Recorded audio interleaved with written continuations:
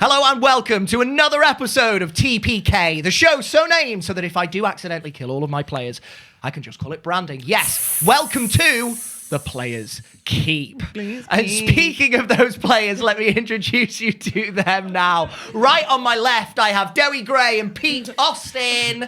And left, on my right, I have Lisa Ollivant, Ben Fenner, and Kendall Boardman. Great acting. Kendall! Really invested in this. I did it. That's your own fault. You missed the boat, my friend. I'm so Selfie. sorry. Now, just before we get started, at the end of the last episode, our players leveled up again. This is brand new information. This is brand new information. So, Jack told us in the most anticlimactic way. oh god, We were yeah. like packing down. He was like, "Oh, by the way, you leveled up," and we were like, "What?" To the point that all this week I've been meaning to message, being like, "Did we actually?" Yeah. Yeah, because I was like, I was did sat there like, there's so level much up? tea going on. We've got so much to talk about in roll credits. Let's get to roll credits. Roll credits ended. We were packing up, and I was like, fuck, guys, you level up, by the way. Sorry. I think that roll credits is an hour long. Yeah. I'm not surprised. Is that too long? No. Or is it? It's You not love your it. answer. You love it. Is that too long? Say yes or no. We won't be hurt. More content is more content. More content is more content. More We'll split it content into for two your halves. cash. But anyway, getting to the level up, if everybody can get out their dice to roll their hit God. points, please. I've got sweaty palms for some reason. Good, the nerves are setting in. Yeah. Dewi, we're going to come to you gonna get my first, as per usual. This is why I've got sweaty palms. I can never really decide which class I'm going to go Which- for. which one are you going Arms for, are heavy. Barbarian? I'm I'm gonna do Barbarian. Yeah. Lovely. I got a chunky D12. Yes. Let's go. On the My surface, he favourite looks dice. calm and It's a ready. 5. Oh, it's not I'll take a bad. 5. Respectable. 5, please. You got a 5. That's good. What did you go in? Sorry, I missed it. Kendall was Barbarian. rapping. Barbarian. You can tune me out. You know how to by now. I can't. Future Ben can. It's just a little switch of the. Guys, People on need to hear me rap. 131 hit points. 131. Very nice. Imagine if I did the aid on you. Yeah. I'd have like 200. You are getting closer. Somehow you're getting closer to double my hit points. It shouldn't happen that way. Because I'm a barbarian, Cricket. baby. He's a thick Jason, boy. Yes. Wanna, Yeah. just roll. Just roll. Yeah. Just roll. Rogwe? Come on! Here we go. Whip crack. Hey! I got an 8. Yeah. Oh, it's gonna be so much harder. He's to kill coming you for now. you, Siggy, so you better watch out. Watch day. yourself. One day, And none boy. for Gretchen Wiener. And none for Gretchen Wieners. Bye. Oh yeah, shit. There is none. But What you want now? we roll. What you want You now? can re-roll a one. Did we re-roll one? Reroll ones. Yeah. Okay, sick.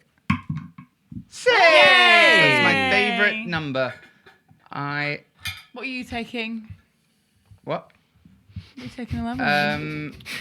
So in his face. Druid. Dang. You're taking a level in your wanty, aren't you? Because you're a snake. Oh! That's actually a species. Fired. No, it doesn't. Shut up. Don't act like that was You've been right. It was reared. Obviously. She's jealous because I'm a herald. It's fine. Ben, you did great. I took her dad's position. Ben's gonna suplex me in the break. I've got some metal dice here if you want to launch him at his head. Sorry, I've got stone ones. Oh, there we go. Beautiful. I have my fist. That is so funny. Go on, Kendall. Pete, you say all the What you things doing? that I think, and then I shouldn't say that. Yeah, I don't have that part of my brain. Smack in the heart of the dab. Supremely average. Smack in the heart of the dab. How can you not see Smack dab in the middle of Dimension the 20. Yeah, makes a Incredible. noise, right? It's Is that 4 sets right? of hit points rolled? Yes. Lovely. Weird. Thank you very much for that. With that being said, let us not keep the players waiting. No. Let us not keep you waiting. No. It is time to enter the Players Keep.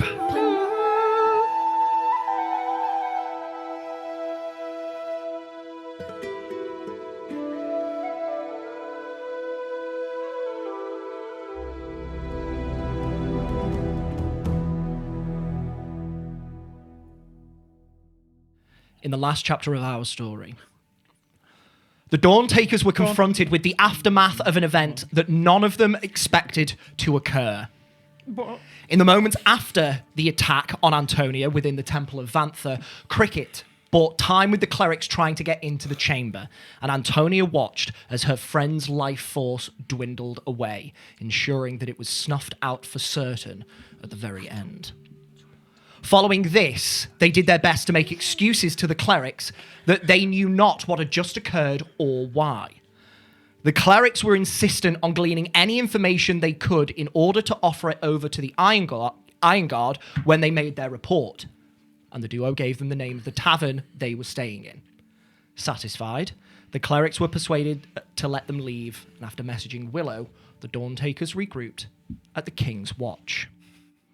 And it was there that Antonia was questioned by the Dawntakers as to what exactly had occurred within the temple.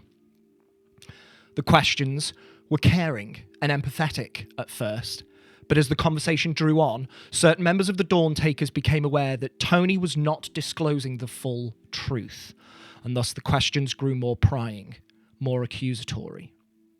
And a rift began to form within the Dawntakers, a rift that did not heal by nightfall. This left everyone but Tony to go downstairs, drink their worries away, and wonder just how on Ilthanzia they could reach Tony across this rift. And it left Antonia alone in her room. It was here that she was granted a vision from her god once again. He revealed that it was only Quinn's presence in the temple that was required. That should Antonia have neglected to kill Quinn, that would have been acceptable for the purposes of her task. Though he did also reassure her that for her own safety, he believed she had done the right thing. And that led Tony to ask about her other friend, Cassie, who she had just learned was also supposedly dead. And at her request, he showed Tony a memory that had been missing from her mind for cycles. Within this memory, we saw a glimpse of Antonia's past. We saw her in her home temple back in the Horizon Mountains. We saw her in a state of intense anger and sadness. And in this headspace, she had not only destroyed an altar within the temple, but accidentally killed her best friend, Cassie. Racked with guilt and anguish, she turned to her god and begged him for help. And when he could not, she asked him to at least take the memory from her.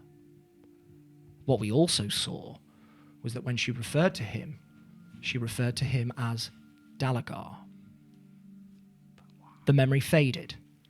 And with answers now given to Antonia, her god then divulged that she must go to the city of Moonwater.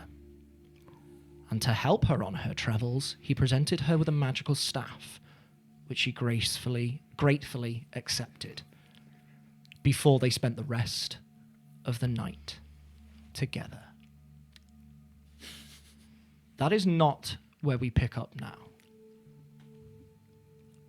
For Antonia, you are not the only one to be greeted with a dream. Whose name is he going to say? Sadie. Say the end. As you go to sleep that evening, like the previous nights before, you find yourself once again tossing and turning. A fitful sleep is the best you can get. Your dream takes you back to Thrin, and not your family's estate, the actual streets of the inner city. The shouts of the city are muted over the clatter of horse steps against the stone. Though you try and look around, and you see no horses around you whatsoever. You turn and see an iron guard careening towards you, who pushes you out of the way. You stumble and fall back onto the ground. A visage fills your view. The noble you saw in Thrin the last time you were there. He grabs you by the scruff and pulls you in close and yells in your face, "Give me back my diamond!" before throwing you back to the ground. The sound of horse hooves continues to rise. It's deafening, and you can't will your body to move. You are paralyzed in place. And then you look to your right as a carriage careens straight towards you. You wake, bolt upright, middle of the night, drenched in sweat.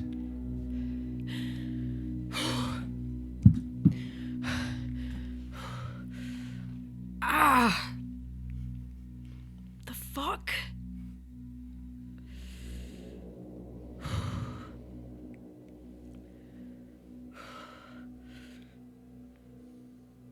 That's not gonna work. That was a genuine accident.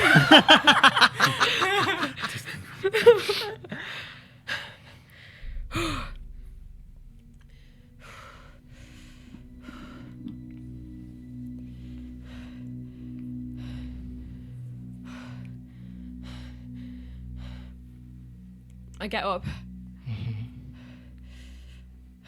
I push my door open, stand in the corridor.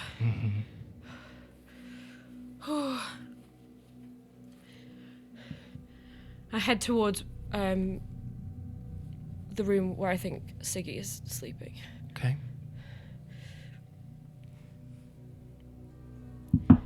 Siggy! And we'll pick up there in a moment. Because Sigismond, you have been downstairs drinking for most of the evening. So let's see what Sigismond gets up to and if he is actually in that room. Sigismond, downstairs in the bar, you have got yourself drinks. What's your intention this evening? So, I think Siggy, after having a couple of drinks, kind of gets the thirst for a couple more. And maybe is gonna, after the events of the day, let himself get a little carried away with himself. And I'm presuming the rest of them have already headed up to bed. Yes. So he will be by himself momentarily. Oh. As soon as like the rest of them kind of head upstairs, he gets a couple more rounds in for himself, and then maybe just gets chatting to the bartender.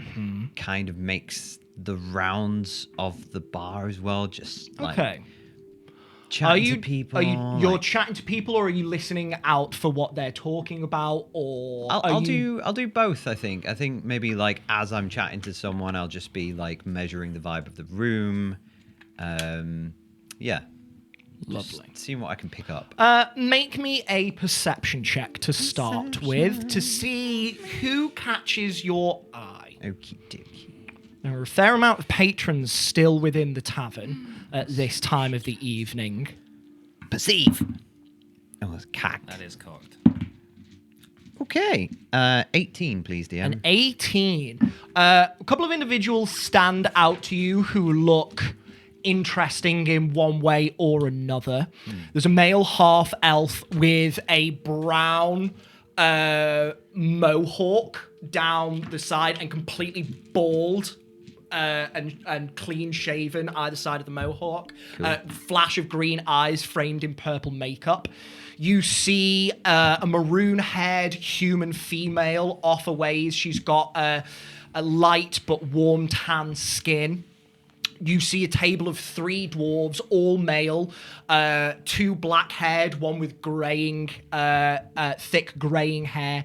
And you also see a green-scaled lizard folk talking to a gold-scaled dragonborn. The lizard folk appears to be female. The dragonborn appears to be male. Okay. That's who you can see. So you can start picking who you want to visit first and see what you can...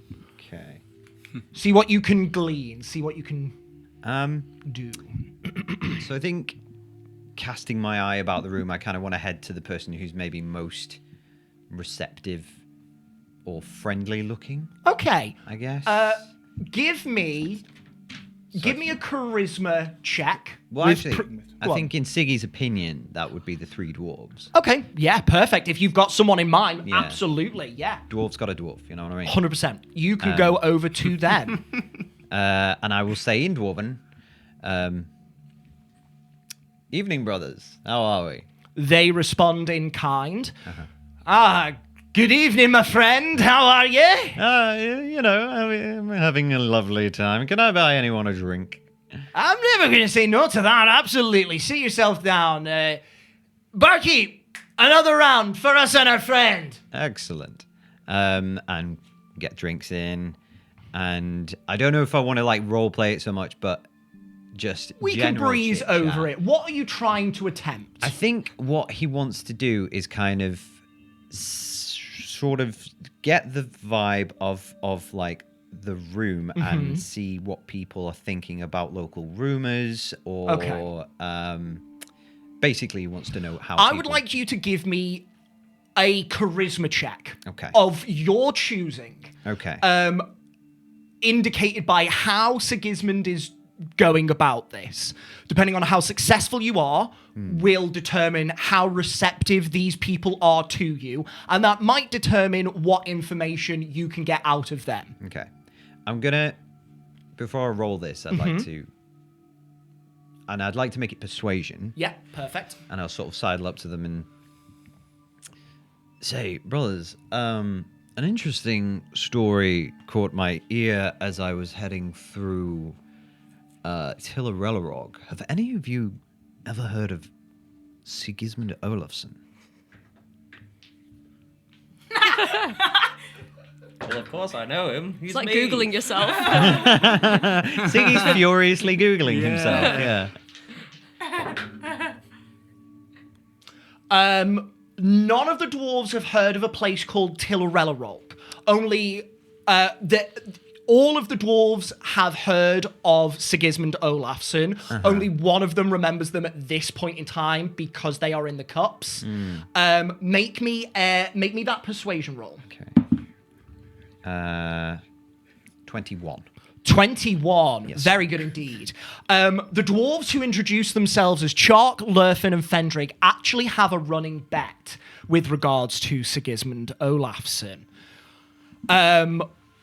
One of them believes that Sigismund Olafsson is not only guilty of the crimes he's accused of, but is on a murder spree right now. There is another who believes that Sigismund is actually innocent. The other one metronomes back and forth, you find, and is currently being persuaded that Sigismund is innocent, but you can tell that could change at any moment. What you do hear is that there is a rumor that Sigismund apparently recruited a load of rebels out to the cities in the east. Out in the cities to the east. To the east, towards Esheim. Okay. Interesting. That's about all you can get from this table or on this topic from these guys. Okay. So, recruited rebels, city to the east. Okay. I'm going to lean in closely to the one who seems to think Siggy's innocent. You know, it's interesting you should say that, my friend. I happen to be a traveling bard, much like the Golden Bard himself, and I picked up a little ditty in Tillerellerog. Sorry, Tilly Creek, as most people call it. Okay, that's where it is. You're talking to this slightly older, grey-haired dwarf who you now know is Fendrig. Right, okay then. And it's quite interesting because the people there seem to believe that, much like yourself, Sigismund is indeed innocent. You see, it's not just me who thinks this. I'm not the only one. I fucking knew it. Not only that, and I'm going to performatively cast a glance around the bar. Not only that, but he was framed. Sigismund. Make me a persuasion check. Okay. Make me 2 persuasion checks. The first one is just for Fendrig, and that's at advantage because he believes you. Right. The second is a straight roll, and that's for the other 2 dwarves at this table. Okay. So Fendrig At advantage. at advantage. 19. 19. And the other one's straight roll. Straight roll. That's a natural 1. I'm going to use my inspiration. Lovely. Let's go. And wait, 21. Oh my god, I really thought you were gonna say 21. another. I'm really fucking nervous now. You got it. Sow the seed. Sowing the seed. You speak to these individuals for maybe another hour, discussing theories, regaling them with your tales. Perhaps you even subtly sing this song or speak this tale that you've spoken about. By the end of it, not only does Lurfen, but also Chark start to take heed to your words. Nice. I think as he gets sort of more and more in his cups, Siggy will at some point maybe, you mentioned the song, and he'll kind of refer or say to the guys, he's like, well, as I say, I am a traveling bard. Would you like a little sample? Yes, absolutely. I mean, if you don't mind, that would be great. Excellent. And I'll stand up. Excuse me, everyone. Hello. Oh, no, sorry. Say this in common. What was my accent again? Excuse me, everybody. That's the one. You're in. May I have your attention? These fine gentlemen have just requested a song, and I was just wondering if y'all would like to hear it as well. Make me a persuasion check. Our brother does not sing. You're not there. Siggy is in a Natural 20. Let's go. For a 27, please. The DM. room alights in not a cacophony of yells and chants, but a hearty agreement that everybody would like to hear some sort of merriment. Okay, so Wasn't me. Siggy. Siggy picks up one of the tankards from the table and starts washing it against. The 3 dwarves at your Yeah. table immediately join in, Yeah. and you get a couple more. Is that gonna really? Yeah, it is. Yeah. But it's fine. Sorry if you But did it's that. done now. Okay. Lisa also did it, so you're not the first one. That's it. Yeah, Slam and he starts to slap. sing. Yeah, keep that up. Okay. Herein lies a tale of great renown. By happenstance, a legend was brought down. Doesn't take a genius for to see that a dwarven bard should be walking free. Golden hair and golden is his voice. Disguised he ran as if he had much choice. But here is a word that mayhap just be true. That this is a thing Sigismond didn't do. Caught in a lie, the nobles had to die. A night of revelry was turned sour. Caught in a lie, he couldn't tell you why. But the elf with golden eyes can tell you true. The elf with golden eyes can tell you true. Incredible. And Siggy sings his heart out, Amazing. bowing to what I assume is rapturous applause. Oh my god, Siggy! I mean, Some knickers sail God, across the bar. Um, And as he sings, he's going to try and catch the eye of the human female. yeah. sorry. No need to catch her eye. She's looking right at Give her a little wink. you. She just raises an eyebrow and grins. Okay. Sigismond, can you please make me a performance check with advantage? Okay. Perform. Okay. Okay. I'll take a 15, please, DM. 15. 15. Thank you very much. At a certain point after this episode, my darling, I'd love you to send me the lyrics, please. Okie dokie. Thank you very much. I shall. The song ends. Applause fills the tavern. Couple of people go back to their drinks. The woman that caught your eye looks away, but keeps a vested interest in you.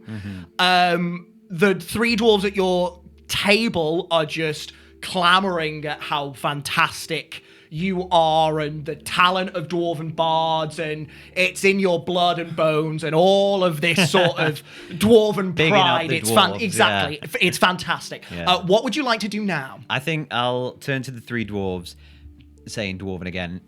If you'll excuse me, gentlemen, I do believe there is a young woman who needs my attention. And I Then will, excuse you shall be. I will turn and go to the bar, get another couple of drinks, and head to the table with the young, with the female woman. Yeah, absolutely. Don't know She's how old she is. sitting. She's My sitting brother down. does not have intercourse. You're not there. He's picked his moment well.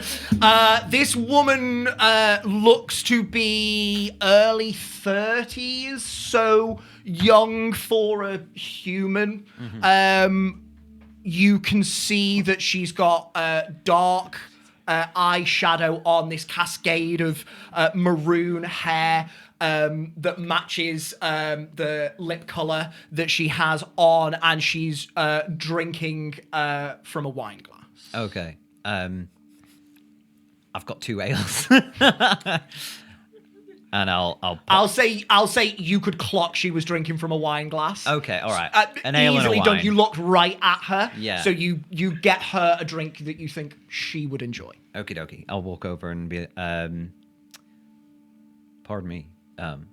Is that seat taken? Not for now. It's not. May I? By all means. Thank you. And I'll place the wine. She sets her drink down, moves it towards her, and then picks her own drink up to make sure she finishes that first. But she acknowledges the gesture. I made a calculated decision on what you were drinking, so it's red. Hope you like it. We'll see. You like my song? I did indeed. It was very entertaining. Thank you. Very inspiring. Thank you. I've worked on it for some time. Picked it up in Old Tilly Creek when I passed through. Oh, marvelous. And what brings you to the city? I'm a traveling bard. It's what I do.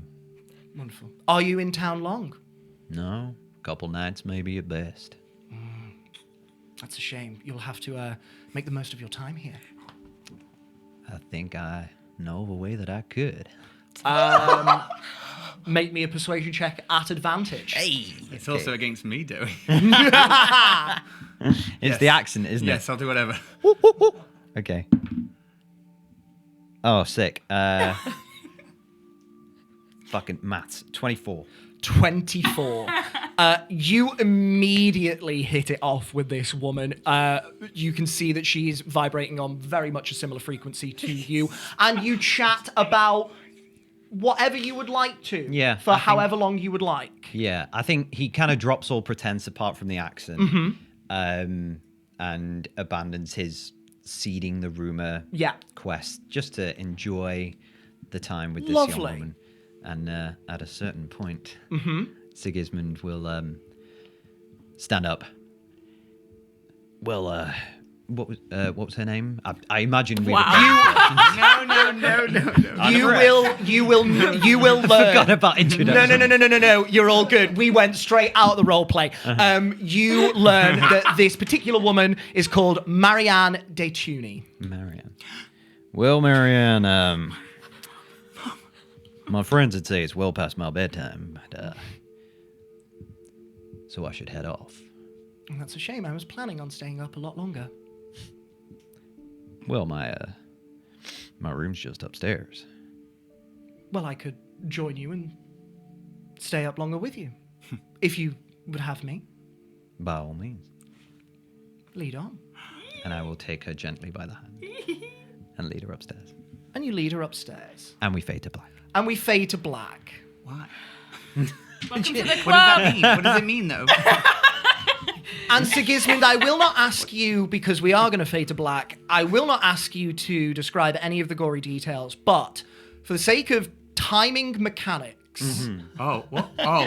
How long? Make not me- those Make timing me an mechanics. endurance. Yeah. It's the only he's thing gonna I sing made it that. for. Could you tell me how long you and Marianne spend up with each other before you fall asleep? I think. I think it's probably early hours, Early hours. like dawn. Dawn? Approaches. Dawn. Dawn approaches. Still a Dawn it long is. time You're for taking it. a level of Okay. exhaustion, Absolutely bro. no long rest for you. You will be taking a point of exhaustion, but it'll be worth it. It's the best way to earn exhaustion that anyone has ever had. Sigismond, Apart from the moment, obviously, where about 2 a.m, you are gearing up for another round, for all intents and purposes, What does that mean? when you hear a knock at the door. what? What? Siggy, can I come in? I need you. Yeah. Hold on. Is it open? No. Just 1 second. So sorry. Who's that? That is my traveling companion. Siggy, what happened earlier really meant a lot to Can me. you and excuse me for just 1 second? I'm so sorry. Is your name Sigismond? It's a pet name, really. She's teasing me because I'm a bard. He's a bard. I was a big fan of his before he. Make me a deception check at disadvantage. Disadvantage. Oh, she don't believe you for shit, boy. Jack, did he get inspiration for his song? Yes, you know what? I'll be kind enough to say yes, he did. Thank Okay. you. I'm gonna. In that case, Out of here. she's panicking Skywalker. Now we have to kill someone else. Advantage. No, just Disadvantage. I'm gonna use my inspiration so it's flat. So it doesn't. You roll at Oh, I just roll disadvantage again. and then roll in the inspiration because you get to choose whether you want to use it. Okay, that's 2 16s. Yay! 2 16s. For deception, 21. 21. Let's go. God, this is so God. All right. Hey, don't you go Who nowhere. is this person to you? Oh, she's kind of like my little sister. Make me a persuasion check. Flat roll. Okay. Please don't leave. Persuade. 18. You have 18. Yes. Then I shall give you a moment. Do I need to? I'll just crack the door. You don't go nowhere, okay? Not that you can right now. You know, because of the. Well, that's fair. Okay. What does that mean? And I'll I'll explain it to you later. I'll get to the door, crack it just a wee bit, And you like bear can- pelt around the. Yeah. I mentioned. It's just the bear's head and the ears in front. Siggy is God. red faced, a little sweaty. And you see through the crack of the door in this low lantern light, you can see Sadie, and she does not look well. She looks Okay. tired, and she looks scared. Okay. Pale, sweat. Hey. Can I stay with you? Oh. Sorry. Have you been I'll working turn back out? to the bed and will you excuse me one moment? I'm just going. And I'll come out of the door. Don't leave me here. Oh my God. Oh my. I'm Yeah. sorry. No. It's okay. Just don't call me Siggy. I wasn't even okay? trying to cock block you this No, time. no. It's fine. It's okay. Are you okay? No. It's Okay. okay. It's fine. It's okay. Okay. Fuck. I'm gonna go back in there. I'll go. I'll explain. Just wait right here, okay? And I'm gonna go back in the room. Hey, Marianne, look, I'm real sorry. She's in a bad way. She's cut up, so I'm just going to unlock you. If you'd like to stay here, you're more than welcome. Like I said, she's like my little sister. I abandon her in this hour of need. You can apologise with a glass of wine sent up to the room, and I'll stay here for the evening. That would be my pleasure, ma'am. I'm not wearing a hat. I don't know how to do that. You ain't wearing shit but that bear pelt, I'm boy. wearing nothing but my birthday suit. It would be my pleasure, and I bow. I'll chuck on my pants. Yeah. Shimmy a shirt on, and head back out. Hey, so I need to go down to the bar. Let's walk and talk. Okay. Okay. Go down to the bar. Now hold your hand. Get gently. a glass of wine sent up to the room. There are very few patrons in here at this hour, if any. Many of the tables have been cleaned. Most of the chairs upturned. Hey, so is everything okay? What happened? I keep having nightmares and I'm scared. Nightmares about what? Just loads of different things. Well, I mean, if it's okay, what was this one about? Maybe talking about it will help. I keep having weird flashbacks about being in Thrin and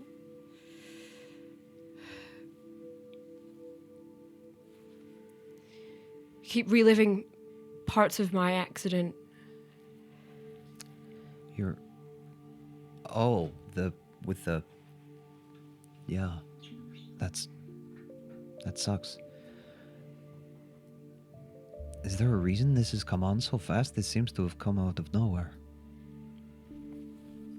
I don't know. I don't know if I'm like... Is it Blood Tulaktan? Is she bothering you again? No. It's not the... What? It's not the Lord of Terror, is it? I don't know. Maybe. Oh, fuck. Okay. Do you want to tell the others? No, I don't. There's enough going on right now. I don't want them to worry about me. So, Okay. look, I'm really sorry. It's okay. Marianne is very gracious.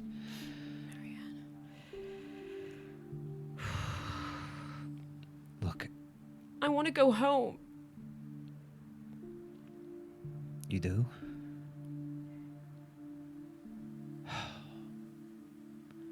Well,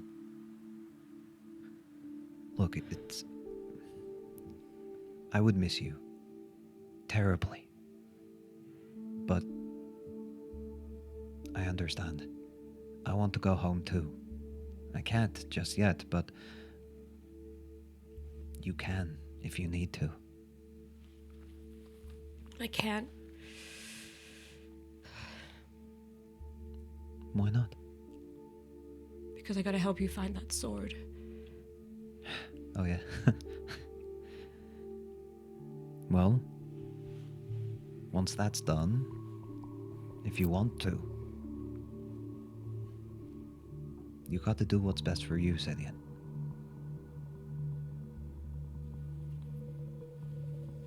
I wouldn't want you getting hurt because of us.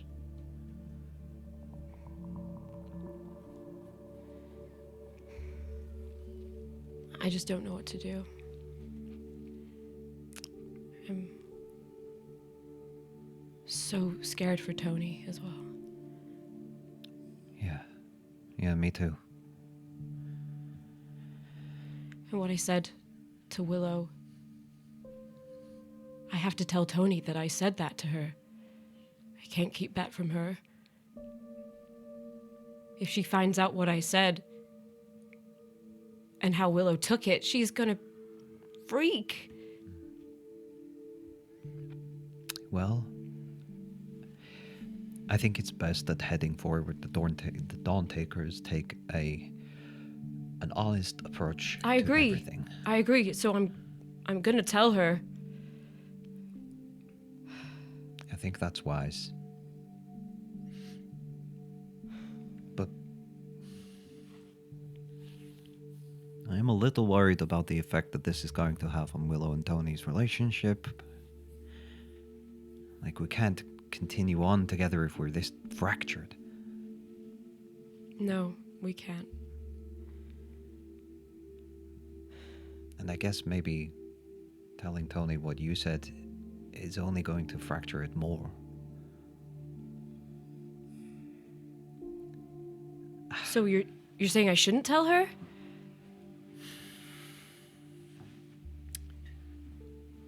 No, that's not what I'm saying. At least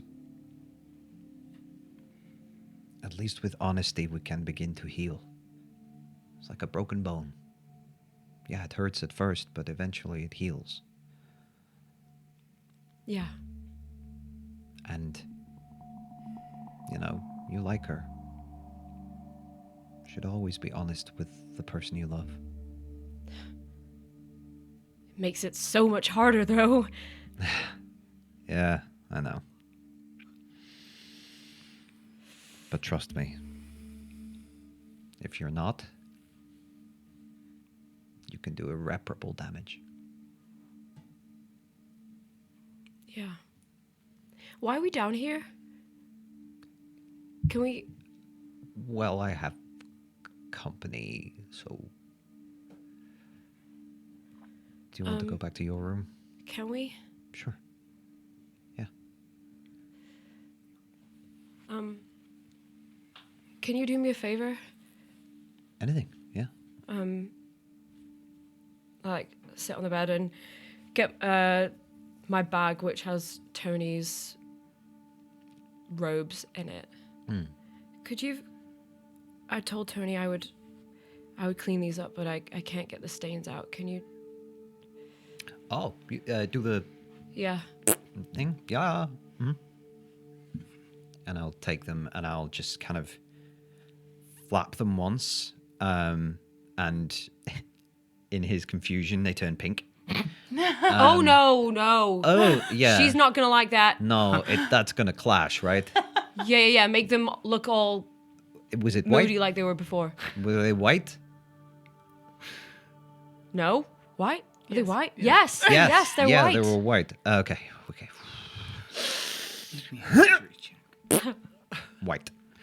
The organic equivalent of leaving a red sock in the wash. Yeah, literally. Oh my god. Yeah. Just get rid of the gunk, okay? Okay. Spend a little bit of time Press pressing the digitation. Yep. That. Eventually, the ropes come clean. Here we go. Thank you. Nice and clean.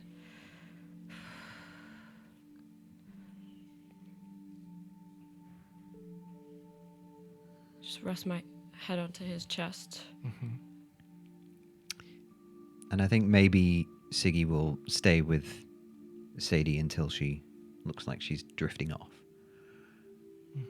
Maybe just hum a little lullaby.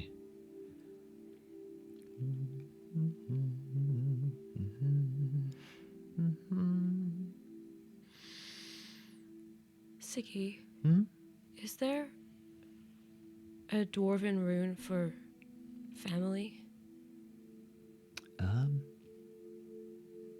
I mean, yeah. Or a There's symbol? there are dwarven runes for everything. The family one kind of looks like, and I'm going to use. I think I've got something for this. Hang on.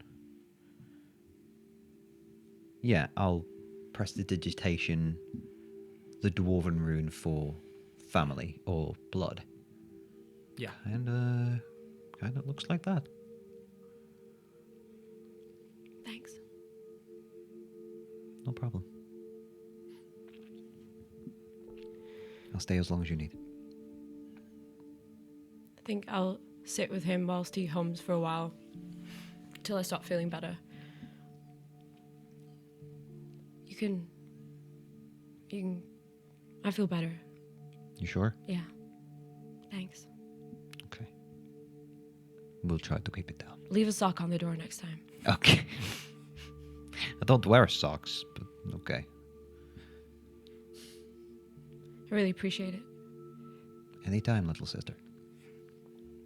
You get to sleep now. Have fun. Oh, I will. And I will quietly make my way back to Marianne. This time, the candles are still lit. Marianne has drunk her wine. You can see that she is facing away from the door, her back to you, on her side. She seems to be resting. I will. Do you continue on until dawn? Yes. I'll just quietly close the door. Where were we? Oh, you're back. I am. Good. Well. Sorry Are you here about to that. It's quite all right. Are you here to stay? Oh, yeah. Well, I think there's only one way to ensure that happens. Now climb into bed. And you And go switch into a places- rage! And you switch places with Marianne and continue until dawn. Continue. Absolutely. Dope. At one point, I was like, Ben. My mum's a sexual health teacher. I know. I was like, I've seen the flashcards, Kendall. You're such a good actor, Ben. Before I go to sleep, I pull my mother's locket out of my bag and tie it around my neck. Okay. And hold on to it and think of her and my fondest memories of her. And as a way to help calm myself down further so that I can try to sleep, I get out my sewing stuff and hold the ropes in my hand and kind of like run my fingers over the embroidery that's on Tony's robes and remind myself of why I did that. And then I thread the needle, and coming out of the flowers that are meant to emulate the ones that are on my arm, and there's the stars and the moons, I also add the little dwarven runes that mean family. Oh my god. Cute. Lovely. The repetitive motions of sewing start to lull you into a calmer headspace. The focus that it takes quells those worries. And at a certain point, you set your sewing aside and you manage to get some semblance of rest.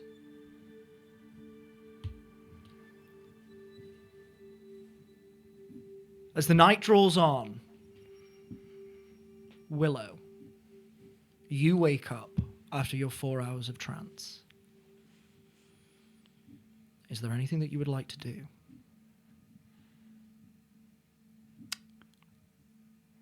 I think there will be that moment when you come out of sleeping or trancing. I've never tranced before, but I'm sure it's the same.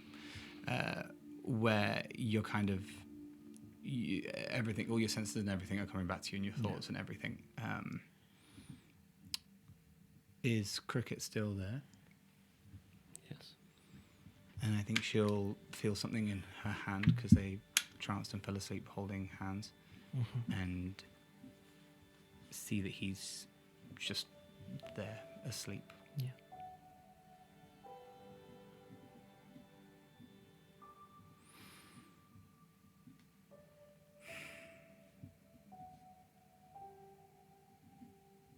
And then remember last night.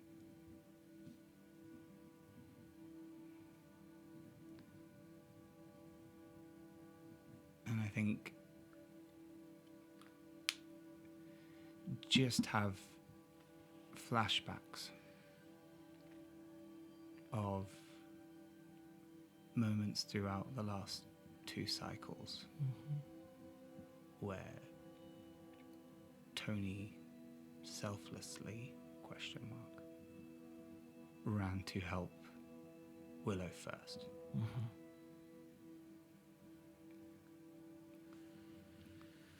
coincided with a flash of Sadie giving the piece of information. The wyvern fight, Tony running up to Willow to check. She said she has to protect you.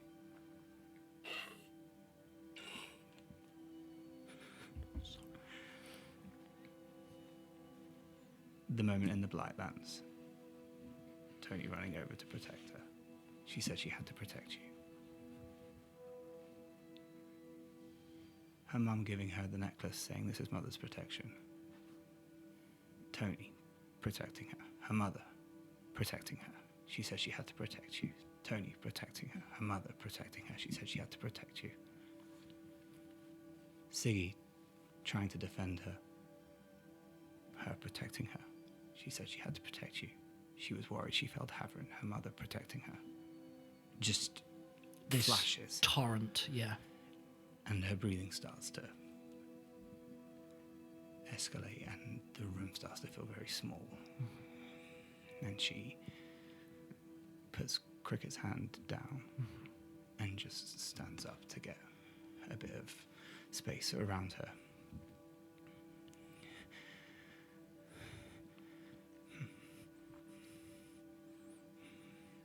And is there a window in this room? There is. I think she'll walk to the window and just open it and just... This swath of cold air just washes over you, cooling this just light perspiration that's formed on your skin. Tony running to her in the alleyway after she was stabbed by the assassin. What she thought was care, maybe tears of almost failing. She said she had to protect you.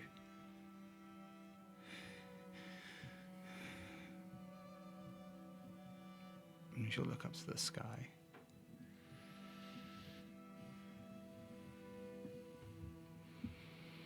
Tonight, you can see that as it is getting near to the middle of the Lexanoth, Havern's moon is past half full. Quallaro's orange moon is a sliver in the sky. Vantha and Nelagweir's moons are more than half full, though they are waning. She doesn't look at the other moons, she just locks in on Havern's. More flashes. That time when the camp was attacked by bandits and her mum wild shaped into some ferocious beast and stood right next to Willow the whole time. She said she had to protect you. Tony coming up and hugging her after she'd come back from raised dead. She said she had to protect you. She was worried that she failed Haver and she said she had to protect you. Tears down Tony's face. She said she had to protect you.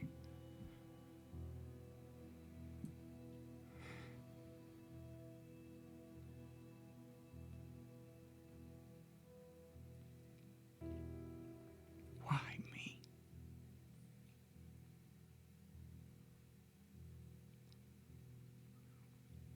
And for how long?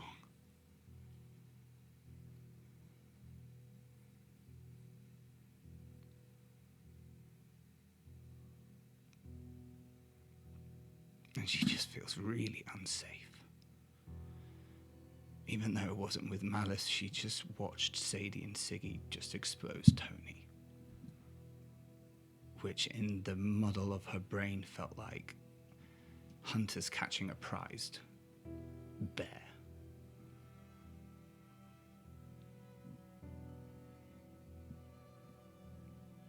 She gets this urge to just leave and starts grabbing her stuff and packing them. More flashes. Sadie again, she said she had to protect you. I'll say at this point, make me a stealth check with disadvantage. Cricket, what's your passive perception? My passive is 16, but I am sleeping off a level of exhaustion, so I don't know if that would put me in a deeper I'll sleep. tell you what then, make a stealth check, straight roll. Okay. Thank you, Cricket. No. 18. You are quiet enough that you surpass Cricket's passive perception. Please continue. She starts packing up the stuff and picks up the thieves' tools and has a flash of Luke. She She said she had to protect you. And then she starts thinking about all the moon chasers. Sadie voice keeps coming in. And she decides in that moment to go. Packs her stuff, wraps the belt around, gets ready to wild shape, become a bird, and just fly away. And then in the periphery, she sees Cricket sat by the door.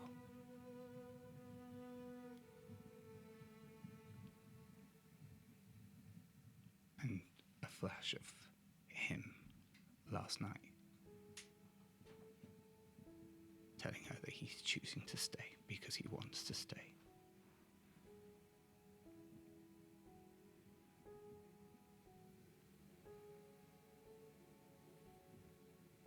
She says she doesn't quite get to the end of the sentence. She says she manages to block it out.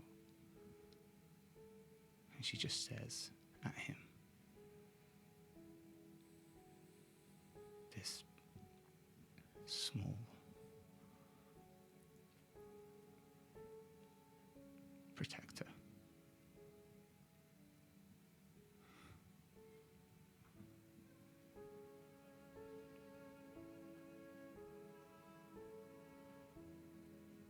So she takes the bags off.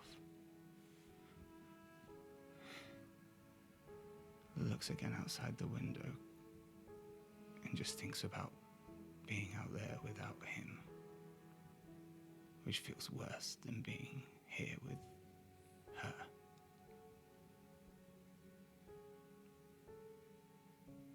Her mum's voice, find the one you look for and don't let it go.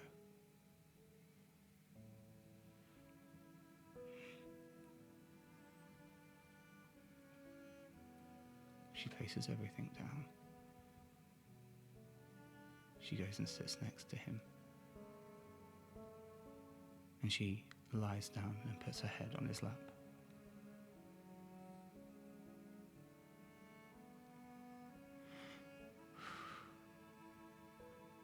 And sleeps. And it is that feeling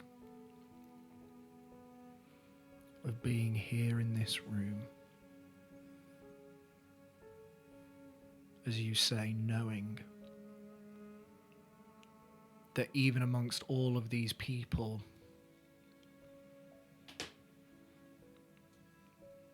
even amongst all of the unknown, amidst all of these potential lies, that is easier to deal with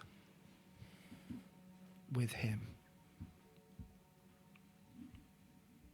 than to leave it all behind and be without him. And you don't move until dawn breaks. Cricket, you wake. The sun shining through the window that's now open. Willow just lying, resting on your lap.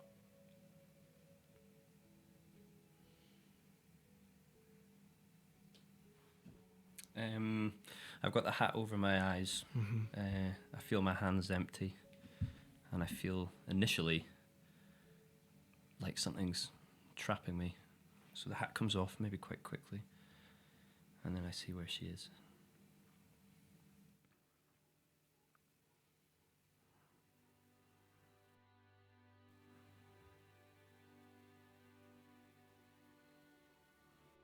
I'll reach out to her, towards a strand of her hair.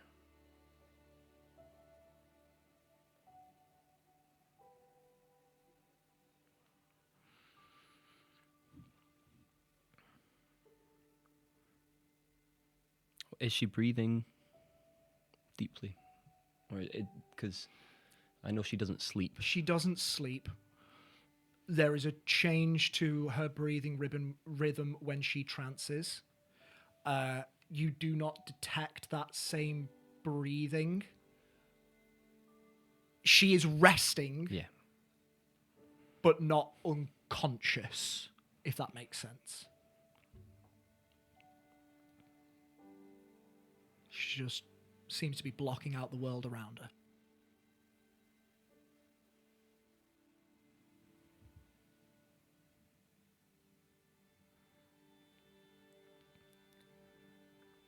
Dawn.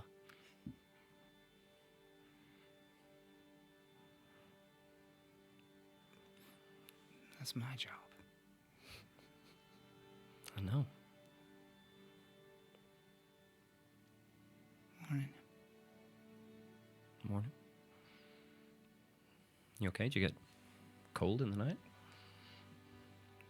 I just needed some fresh air. Sorry, I'm not sure. Like, just sit up.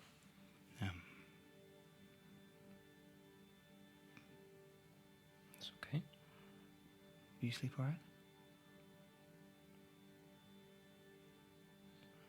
Yeah.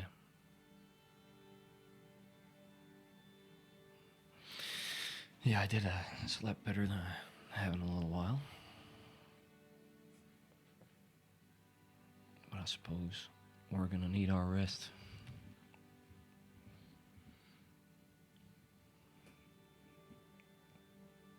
Yeah. Are you ready for today?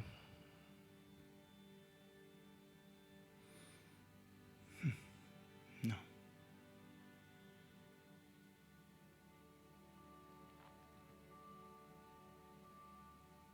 Okay. He puts his head back and puts his hat over his eyes. Cricket. Oh. When are we ever ready for the day? I don't know, but 10 minutes always helps. 10 minutes would be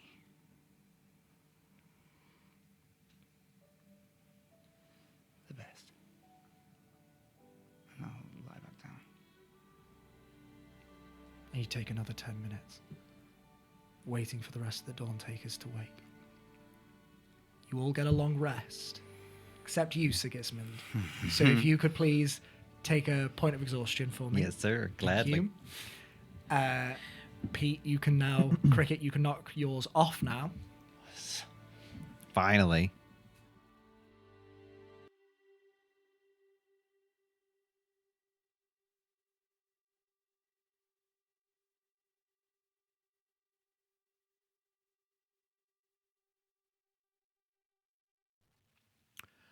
As you all wake,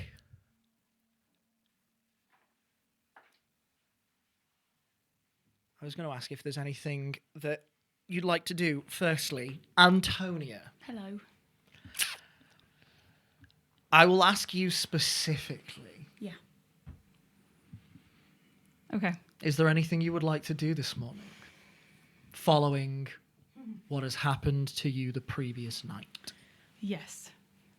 So, just to quickly clarify, after Haverin took her back through the memory that she lost and reminded her basically of why she's doing what she's doing, and she went through the memory experiencing it all again and feeling everything as if it was the first time her feeling like that.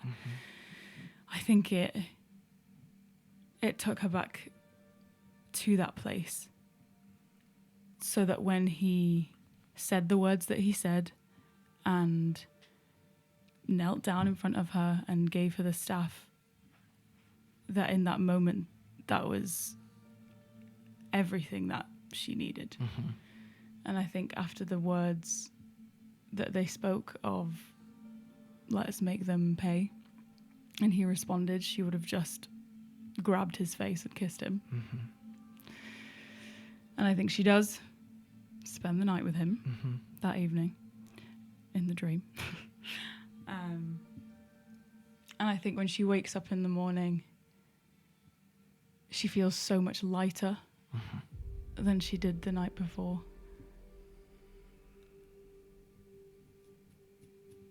But then when she opens her eyes and looks around and realizes where she is, I think the weight of everything just hits her all at once.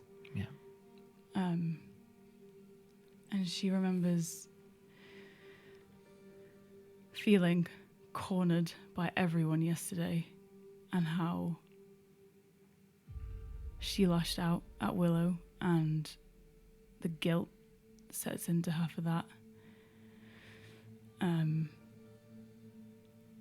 then she remembers the memory, and I think she tries not to think about it, but she can't help it because it's fresh and it's weird because it's like a piece that's been missing.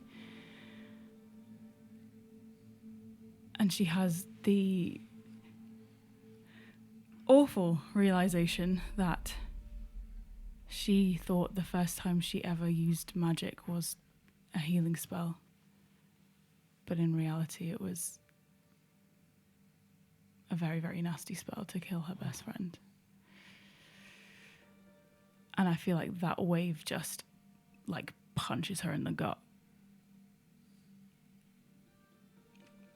So she sits up and she just tries to calm that down. She's doing everything she can to not feel right now. She doesn't want to feel the things that she's feeling. She's trying to push the feelings away. And she takes off the flower from around her neck and she just stares at it. And as that hits her, and it hits her about Quinn as well, she just says, "I'm so sorry."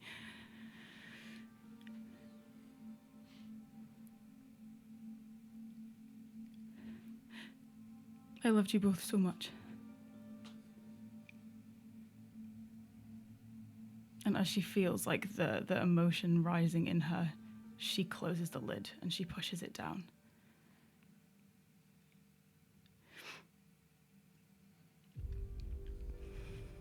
But you made your choice. And I made mine. And she'll just lay the flower on the bed for a second. And her eyes kind of drift over to the staff where it stands. And as soon as she sees it, the emotions go. The guilt, the loss, the grief, everything. As she's reminded of him and, again, why she's doing what she's doing. And she walks over to the staff and she picks it up and feels the power that it gives her. And I think she just spends a minute admiring it and taking it in. And she kind of runs her thumb over the black orb on the top of it.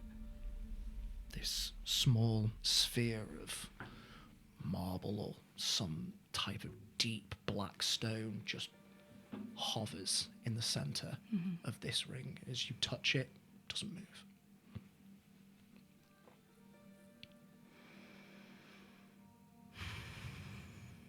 Okay. And then she looks down and realizes that she does not have her robes.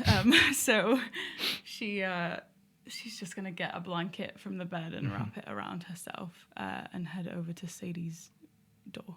Okay. And just knock on gently. Sadie, you awake? Yeah. Hey.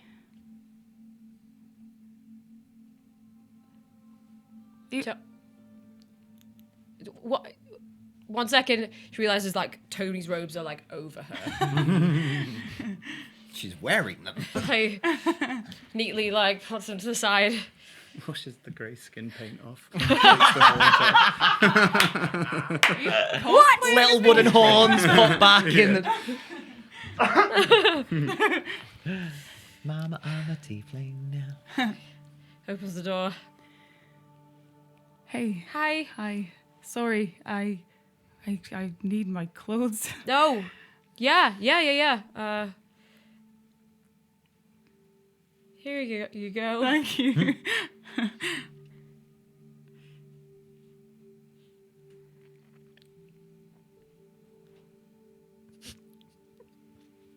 Are you okay?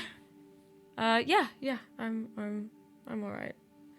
Hit my head. Yeah. Looks. How? I think I walked into a door. Oh. It's okay. Do you feel sick? Yeah. Yeah. Yeah, I do. You hear my voice? Come here. And so just lesser restoration. Yeah. Ah. Thanks. Okay. Whew. How are you doing?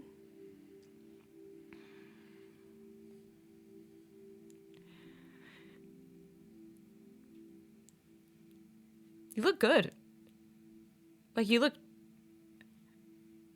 healthy, Oh. Great. well rested. Oh. Yes.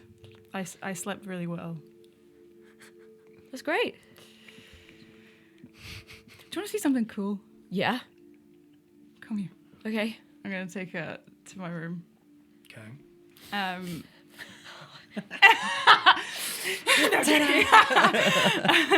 And she'll close the door and she'll walk over to the staff and like hold it.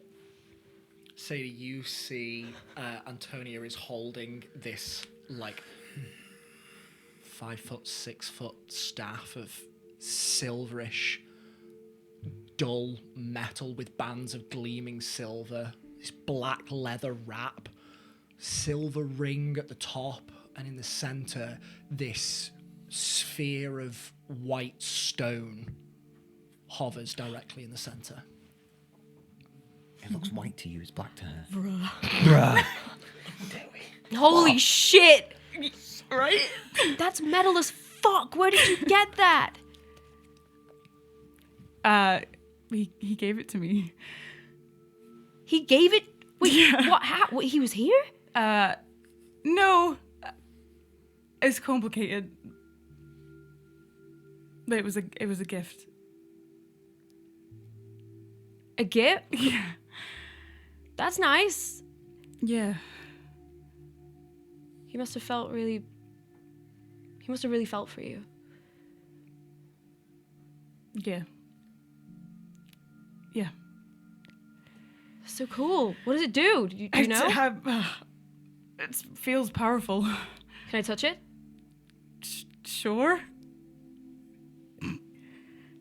Ah! I'm just kidding. Didn't really do anything.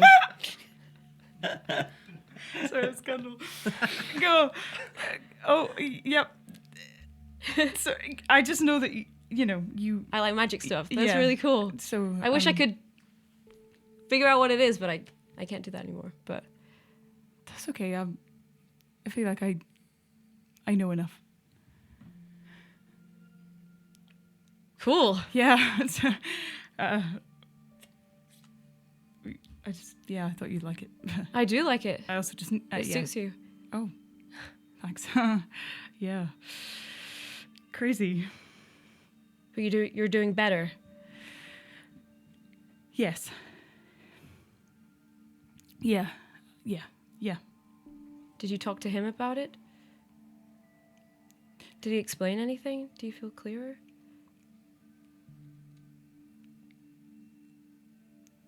Yes. Yeah, I feel better. Yeah. That's really good.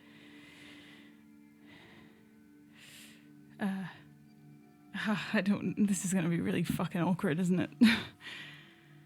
Maybe. Probably.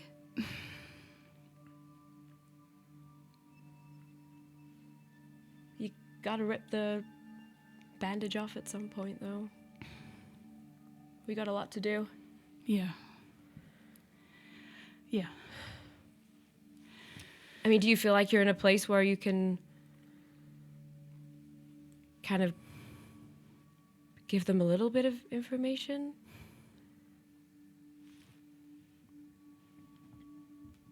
Sadie, I told you. Okay. I trust I'm you. sorry. It's okay. It's just so complicated. All right. Well, I gotta be honest with you, they're throwing around a lot of interpretations. Like what? You know, like, is Haverin all that good for you?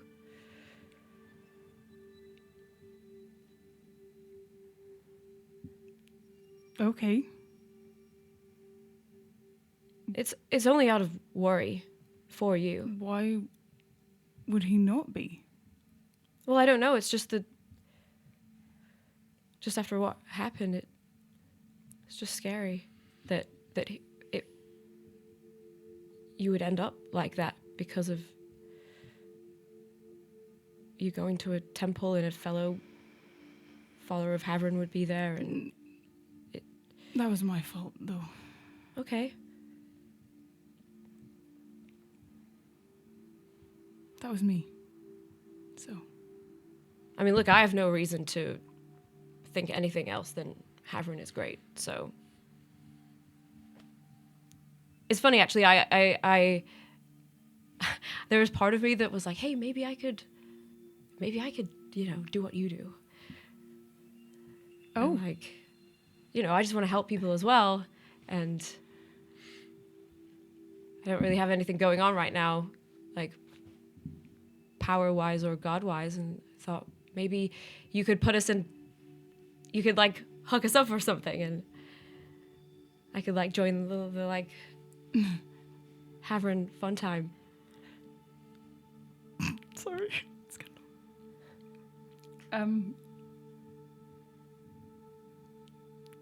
So, are you seriously? Is that? Well, yeah, why not? I just never. I don't. Sorry, I don't even. You just caught me off guard with that. It was just a thought, I'm not asking you to do anything. I mean, just- that's. I mean, I feel like if you want to start that journey, probably have to, make sure, look around and see what God kind of calls to you, I guess. Yeah. I've seen firsthand all the good he does, and it's good enough for me. Fair enough. But, I don't want to step into your territory if it's like that's, I don't really know how it all works, so I don't know if it's like a more the merrier kind of situation or. But we can put a pin in it. Yeah. But I appreciate you wanting to help. Yeah. I don't know if I should go. I don't know if I should see everyone. I don't know what to do. Shall we just go? Shall we go somewhere? Like, I don't know. Like, should we just... I know we're here for Siggy, so should we just go and... Do that? Yeah. I don't know if I can face Willow. Look, she's your best friend. You can.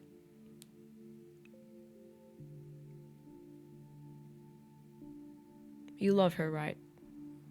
Yeah. And tell her that.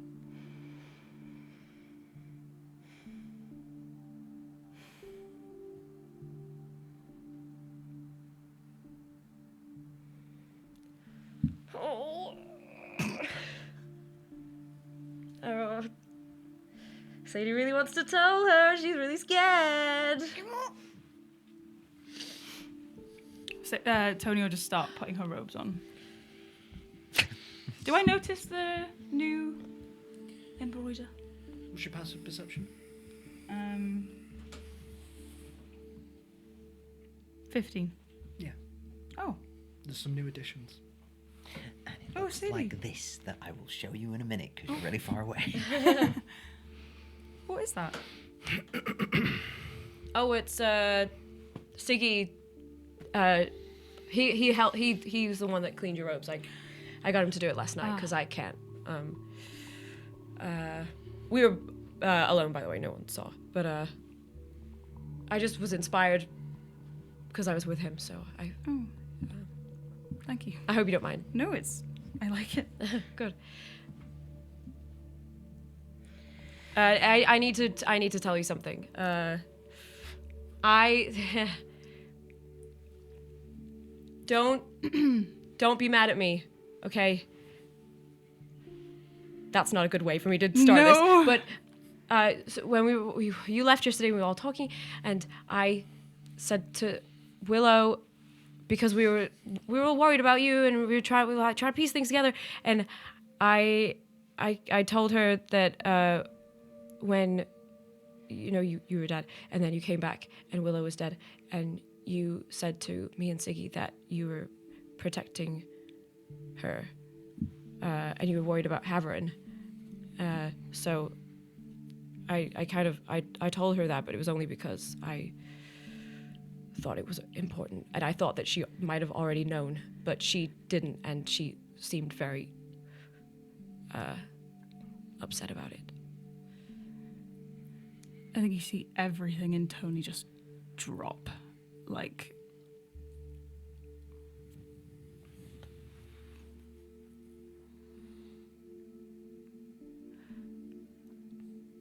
yeah.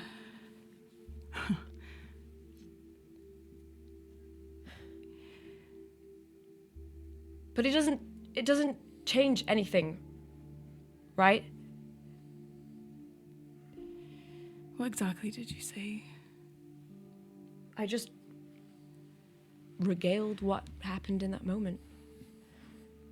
That she was down and you were crying. And you mentioned that you were worried about failing him and that he told you to protect her.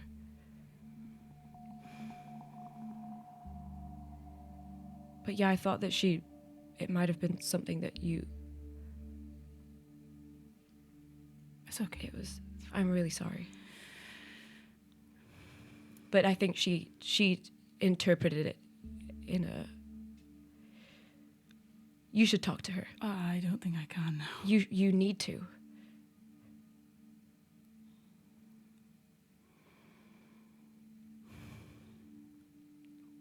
We all know that your relationship with her is real. She's not gonna think that, though.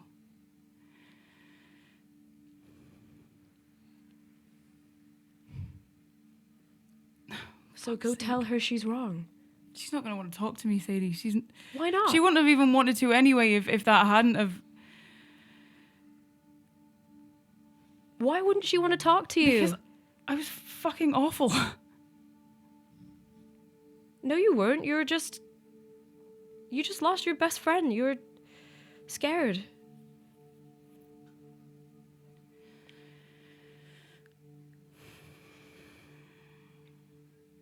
I'm not mad at you. I just wish you would have talked to me first. I'm sorry. It felt like important information in the moment, and It's okay.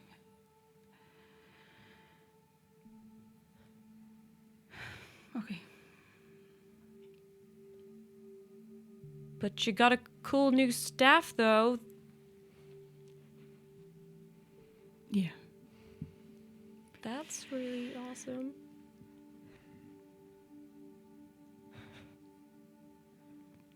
It's gonna be okay. Mm-hmm. I think I've lost her. Don't say that. No, wait. Maybe she'll need time? You've needed time before?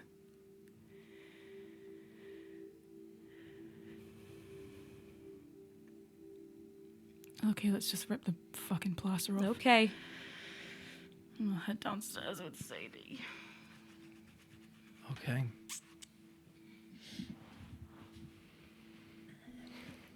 Sigismond, I'm going to assume that you are last downstairs. Absolutely. Midday at the earliest. We'll see if Cricket and Willow don't elect to drag you down first. He won't be the last. Okay. Cricket's not leaving. Willow's not leaving. Okay. Because I don't. Yeah, she ain't going down. How long do you remain in the room? She's not heard from anyone. Okay. So I think, unless Cricket does otherwise, I think she'll just make conversation and just chat. And I think if the conversation starts to end, she'll probably bring up another subject. Really random stuff. Yeah. You know, telling you about fern trees and just random trivia about stuff. Yeah, he'll clock on after maybe 2 or 3 lulls and pickups again. And he'll just start asking purposefully. Have you ever done that thing where you can get that like regrowth and if you kind of go, it makes the funny sound? I did that. Well, I've never done it with grass, but yeah, there's an instrument back home that's like that. Oh yeah, Yeah. I want to know more. Tell me more. It's like a reed flute, and you get the reed and you pop it in front and you blow. It actually sounds a little bit like panpipes, which is why I like them when. You can play the reed flute? No, I'm pretty rubbish at most things back home, but yeah, that's why I like the panpipe. You're very good at them. Well, it took a lot of practice. What is the biggest berry you've ever seen? The flapperberry. Oh yeah, It was in the Eternity Forest. can you eat it? No, someone tried. Did not go well. Mm, Diarrhea and vomiting for days. okay, well maybe it's got its uses if you eat something funky and you want to get it out. Yeah. I mean, I don't know what its actual name was, but we called it the flapperberry because their ass was flapping. Farting lots. Okay, oh sure. Who ate it? Kateri. Okay, tell me about Kateri. Well, she was my best friend. Maybe still is. She was with her parents and my parents started the Moon Chasers, so we practically grew up together, even though it was a little bit uneven. But You're like a second generation moon chaser. yeah, That's cool. yeah, moon catcher. A moon catcher? Sorry. No. Sorry. Moon Chasers was the group. We called ourselves. The 4 of us called ourselves the Moon Catchers. Who's the other 2? Luke and Jay, twins. You could say Luke a Jay if you're in a forest and you saw a bird. It's just something silly I like that. could say that. That's for sure. Yeah. Well, tell me about Luke and Jay, the twins. Well, they were the last to join. We stayed near a city, and well, they bumped into us running out of it because the Iron Guard were trying to, or whatever they're called in that continent. I don't know if they are called the Iron Guard, are they? The other continent. In not Belladrin, in the Viridian Kingdom, They are not called the Iron Guard. I don't think Willow would know because she didn't know what the Iron Guard was No anyway. worries. But the equivalent of the Iron Guard were chasing them out because they were falsely wanted for a crime they didn't commit. Oh, were they? Yeah, And what? And you helped them? my dad did. I guess I learned an important lesson that day. To empathize with people and hear their truth. And then help them how they need it. That is a good lesson, Willow. Yeah. But then the four of us basically became adults together. And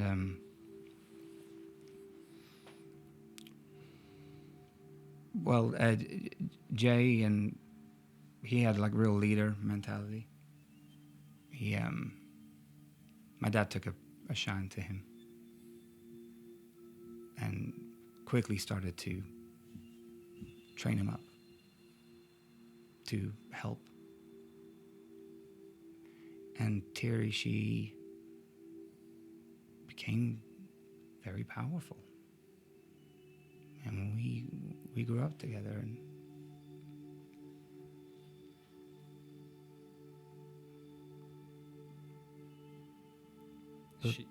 She a druid as well? no, more cleric. Okay. Not as powerful as Tony is, but she was good at healing and helping.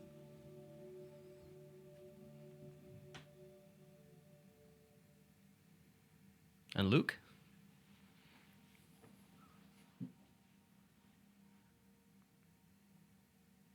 Oh, Luke. He was special. He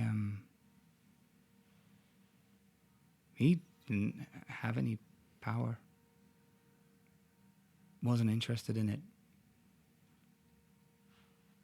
That's how we bonded.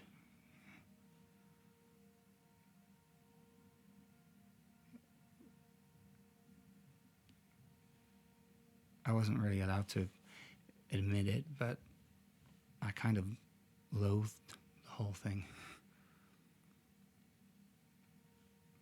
What, the moon chasers? Yeah, and how we were so isolated. There was so much power in the group. We didn't need anything. If we wanted food, we didn't need to go to a market and meet the person whose life's goals is to grow the produce, make it look real nice, make it shine real pretty, and sell it. We just conjured it ourselves. We didn't need to get medical help because we could just heal our wounds. We didn't even need to study the craftsmanship of a map because we could just cast a spell which would lead us to the next place. And I hate that.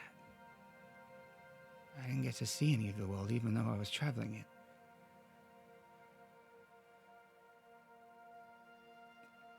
But Luke got it. And we started to sneak off together. He's very sneaky. He gave me the thieves' tools. And he showed me how to live without magic. Adrenaline rushes. Excitement. He was my first everything. Took me on my first date. My first kiss. My first... Let's just say he showed me feelings that were more magical than any spell.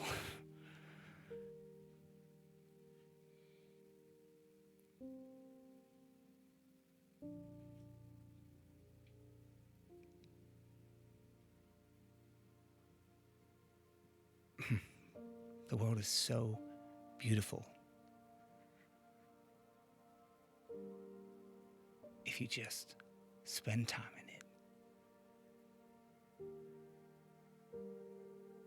And I still think about it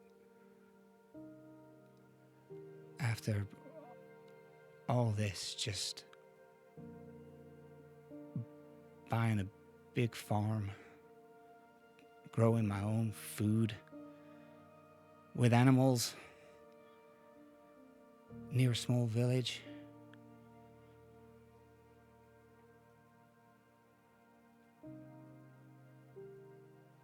Hell, maybe I'll even grow some flapper berries, just for the lulz.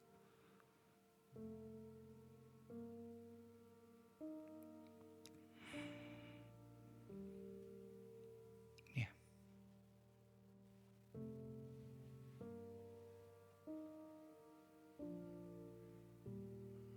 That sounds nice. Well, we'll see if I can be allowed it.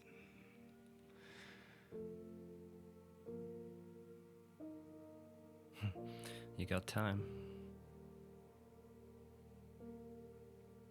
That's what he always said.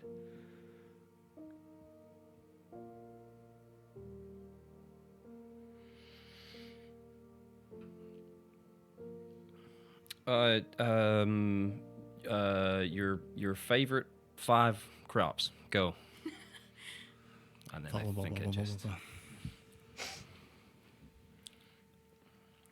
Sadie and Tony gets to about mid-morning. No one's come down. Oh, great. Fuck, Continue to wait. I really pissed them off. Maybe should I just go and see what's going on? Maybe they went for like a walk or I mean, they probably just brunch or they might just not want to be around me. yeah, maybe. But that's fine. They'll come around. You'll just have to sit here with me. Okay. Okay. By the way, I win. Fuck's sake. Sorry. Do you want to just go see if Siggy? Oh my what's her gosh. name? Boulder. Siggy got laid last night. Oh, who? What? Who? I don't know. I didn't see. I'm so glad my room is not next to his. Yeah. I mean, do you want to just, I don't know, go see if... Should we just go wake It's him his up? stuff we need to do here. That's so, very true. We should get a move on. Yeah, maybe go just see what he wants to do. Okay. I'll wait here. Okay.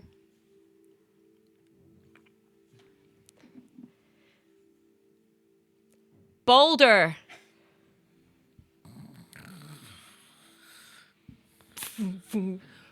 Marianne laying on top of you, barely 3-4 hours into your sleep, gets woken up by this and just leans on your chest and just half sleepily goes, "You have got to be kidding." And that's where we're going to take our break. Nice.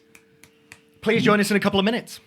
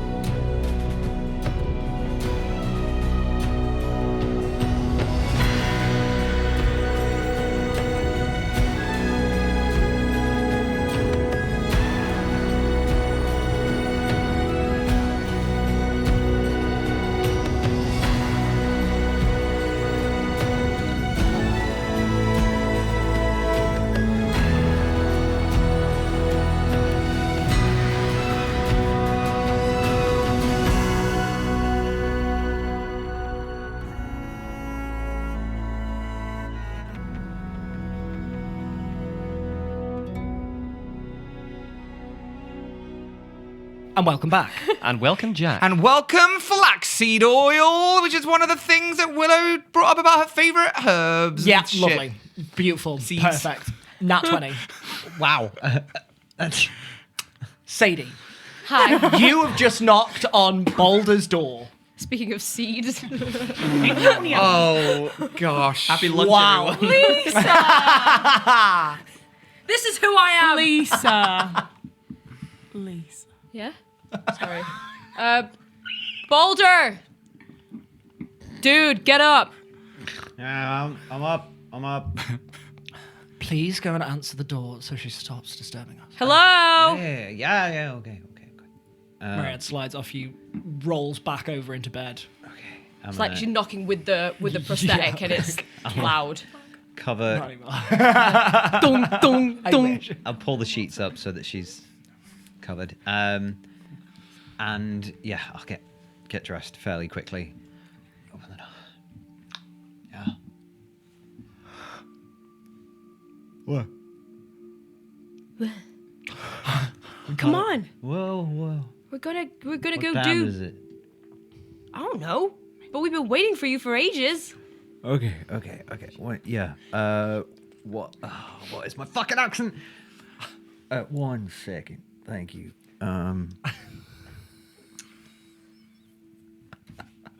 Marianne. I'm Did you just listening. forget my name? No. Marianne, I'm afraid I gotta make tracks. Thank you for a wonderful evening. And you?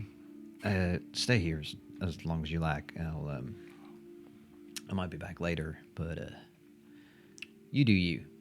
We'll see if I'm here too. Call me. No. Gift of gab. I don't say that. You hear it still.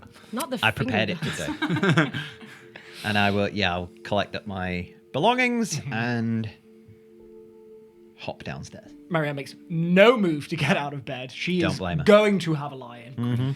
But you make your way downstairs. Okay. Hi, Tony. Hey. What are you saying hey like that for? What are you did you tell her? Yeah. Of course you did. You said no secrets. No secrets. Yeah, that's right. Yeah, okay, I got laid last night. And it was nice. Good for you. Thank you. Where's Willow and Cricket? Are they I don't know. Haven't seen him yet.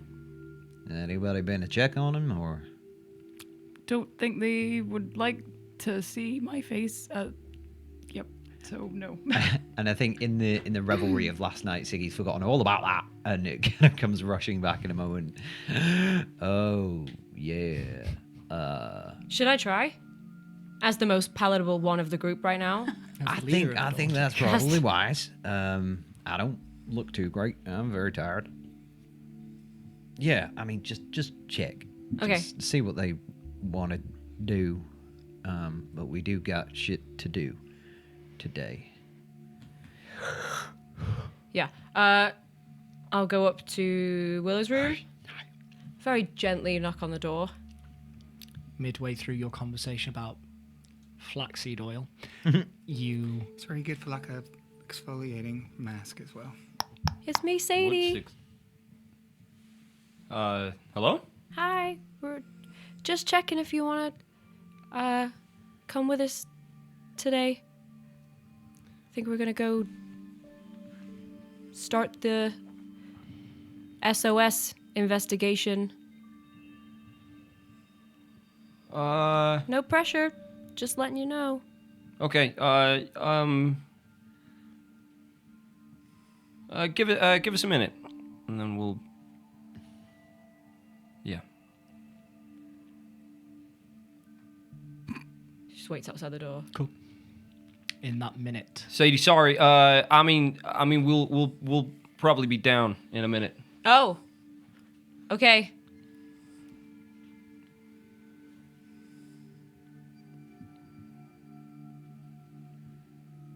Sadie. Okay, fine. Wow. Do I hear footsteps down the corridor? Yeah. You do.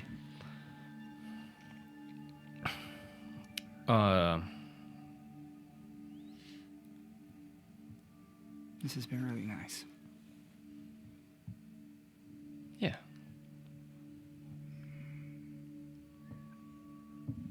Kind of want it to stay nice. Downstairs is not so nice.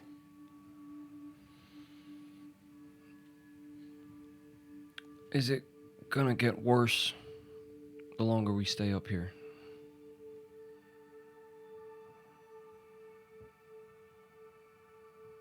No. But probably. I think it gets worse either way.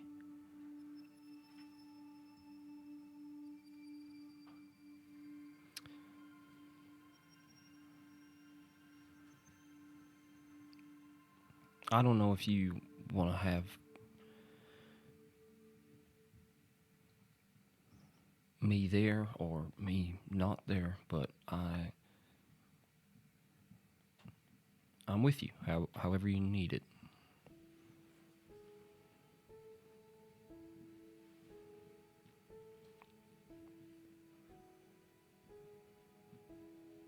Okay. I've never seen you run away from your problems before.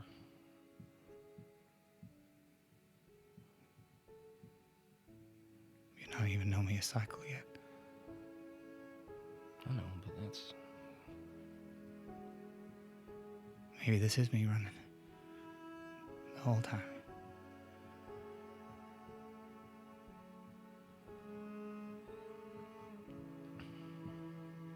Well, you can't run if you don't take a step. So, let's take a step, and then we'll find out if we're moving towards or away from our problems. Okay. But, however you're feeling downstairs, just remember you only told me 4 out of your 5 favorite crops. So, you still gotta tell me the last one. Okay.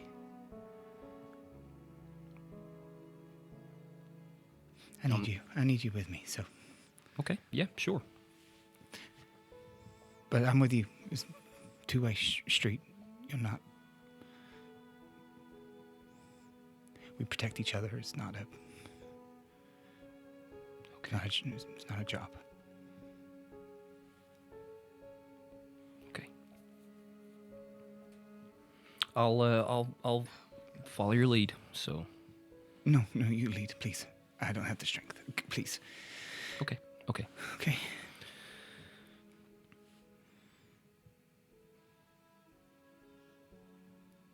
Are you ready now? No. Are you gonna be ready in 10 minutes? No. Then let's go now. Okay. Hey. Just think about that last crop. Whatever happens, just close your eyes and remember there's something you gotta tell me.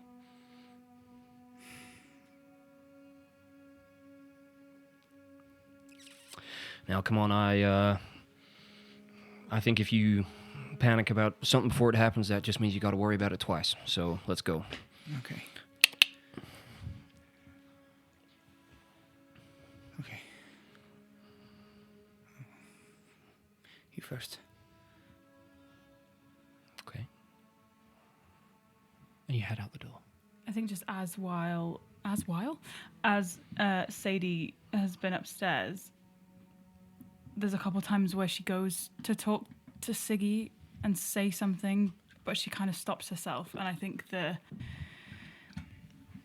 she just feels sick. The thought of Willow coming down the stairs, and she's just like, she has the staff with her, and she's just like gripping onto it, just like to try and feel some semblance of like power in this situation where she doesn't feel like she has any. She's just holding it. as we wait. Just use it to anchor yourself. Yeah. Cool stick. Oh, yeah. Wait, did you always have that? No. Where'd you get it? He gave it to me. Oh, Big Yeah. H gave you a stick? Yeah. It's magical. Oh, shit. I guess he was feeling bad about what happened to you in that temple then, huh? Something What happened to you like in that temple? Yeah. Yeah. Yeah. That's kind of nice. Yeah. Does it do anything, or is it just pretty to look at? No, it's pretty cool. Can I hold it? No. That was a joke. I know you won't let me, but it's pretty cool. Makes you look real badass. Thank you. Yeah. And hey, it's gonna be okay. I really hope so. It will. I'll smooth things over. Don't you worry. Okay. Uncle Siggy's got this. I mean, Uncle Boulder. They're coming down in a minute. I'm gonna offer my hand to Tony just in case she wants to give it a squeeze. Yeah, she does. Give it a squeeze. Oh, guys, I feel like I should leave. No, don't leave. That's only gonna make things worse.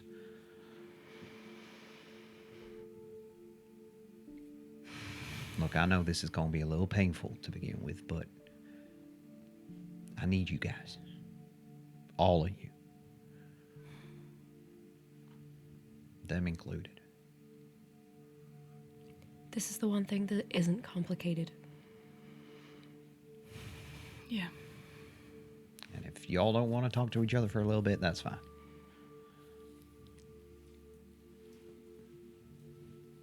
Okay. Couple more seconds pass by before Cricket and Willow descend the stairs. They spot you, move over to your table, and sit down. Morning. Morning.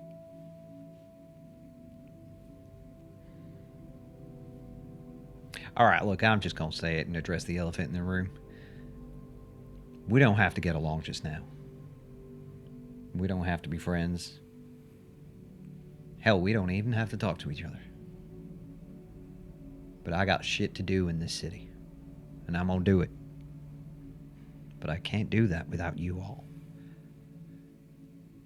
I need you, each and every single one of you. You don't have to like each other right now, but what's important to me is that we do what needs to be done. Yeah. None of us like this city. None of us want to be here, so let's just be efficient and quick so we can get the fuck out. Hear, hear. I need to rescue my people.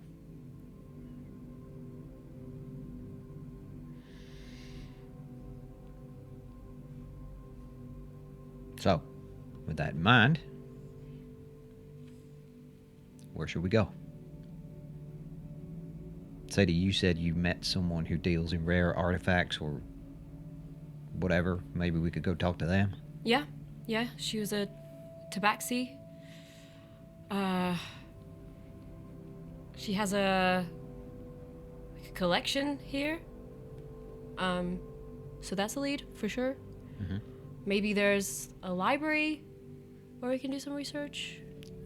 Sadie, you would know that there is a library here. It's Yeah. an incredibly well-stocked library, Yeah.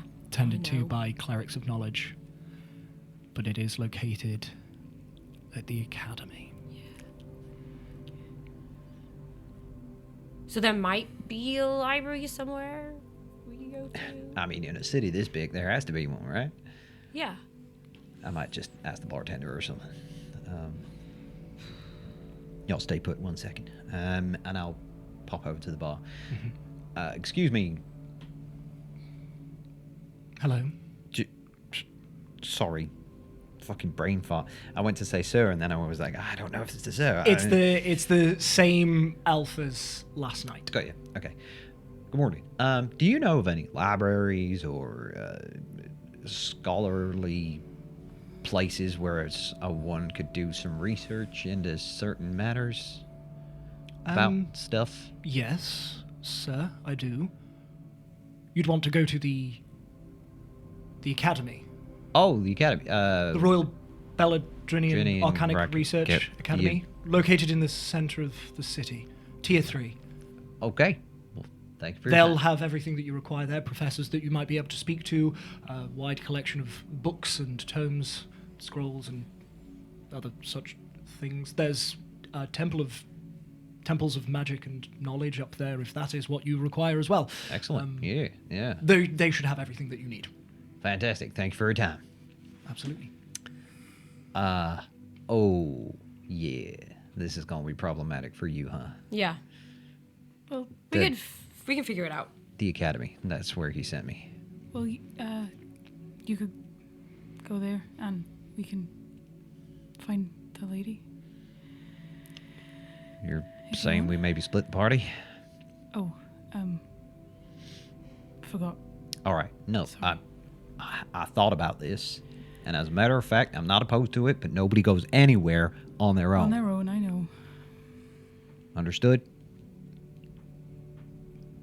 So, Sadie, obviously you can't go to the academy, but I can. Cricket, Willow, will you come with me?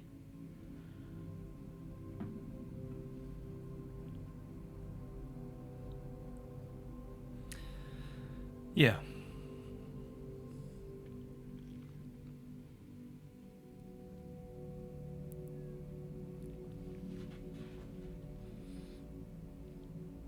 Thank you. And you guys will go visit this Tabaxi person? Mm-hmm. Okay. Now listen, the Iron Guard probably know that this is where you two are staying by now. I paid off the bartender to pretend like you ain't never been here, but I think it's probably wise that we don't stay here again. So, meet back at the cornfield this evening. Okay. Okay. Break. Love you guys.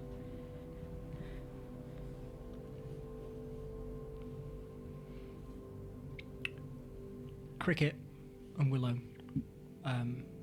just as Sigismond is finishing up, you two hear the front door.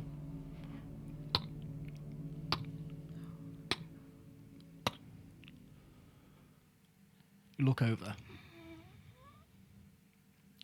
and an Iron Inquisitor stands in the doorway. Tony, go upstairs now. Go upstairs now.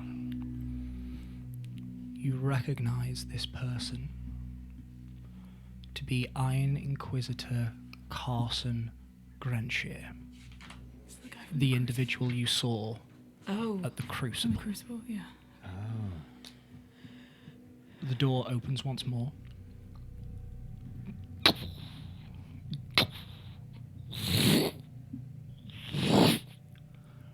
Squeezing through the doorway, compacting its form, one of the massive stone creatures that you saw pushes its way in and just stands head slightly above the doorway, steps to the side. A couple more Iron Guard file in. Everyone go upstairs. Come on, Tony. I go. Yeah, I don't know. Is there a way that we can go upstairs without walking directly in front of them? I will stand up and I will make an acknowledgement in an attempt to distract them from the rest of the... Okay. In which case, make me a stealth check.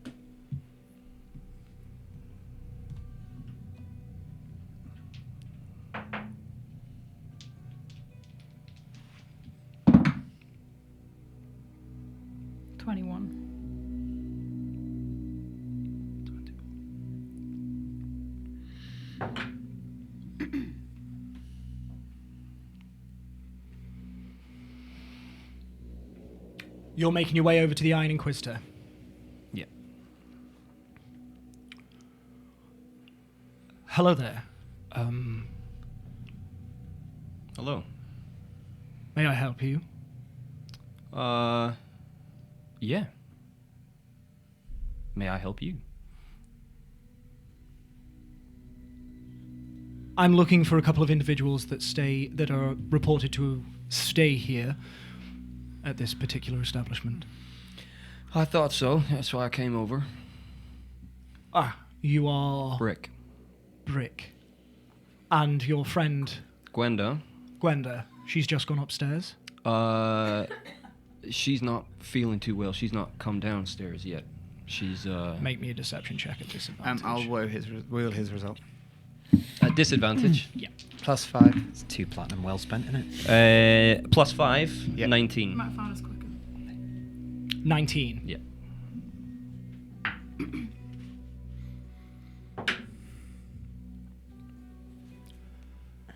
We're looking for a grey tiefling, and I have just seen one of them go upstairs. That is not your friend, Gwenda. I don't know. She didn't look like my friend yesterday, but maybe she's changed. Well, I require the pair of you to come and speak to me. Okay, if you give me a minute, I will go and see if she's awake yet, and I'll come back down. See that you do. Thank you. I will be waiting here. Takes up a seat near the doorway. Just this little table with a couple of chairs next to it. What are the rest of you doing in this moment? I think when Siggy saw them come in, he's just casually, like, turned his back on them and is just facing the other way. Yep. Stealth check with advantage.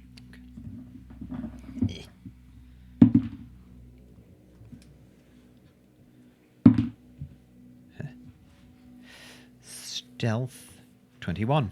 That's my favourite number. Sadie, Willow, what are you doing? Just staying. Keeping my mouth shut. Staying within Okay. distance of cricket. You Got a see the jacket iron. on, by the way. Say again. Jacket on. Yeah. You see the Iron Inquisitor seats himself at a table close to the doorway, maybe 3 or 4 seats down in one of these central rows of tables. Antonia, you go upstairs. Yep. I follow after.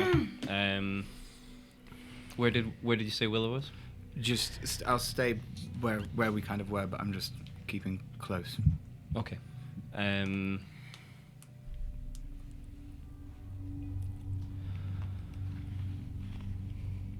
Okay. Tony, follow me. I'm gonna go into Willow's room. I'm gonna find Willow's old clothes. Okay. I'm gonna say, put these on. Why? What? Because he saw you go upstairs and I tried to buy you a couple of minutes. Now, if you come back down wearing the same clothes as someone else who went upstairs, it's gonna be a little bit obvious.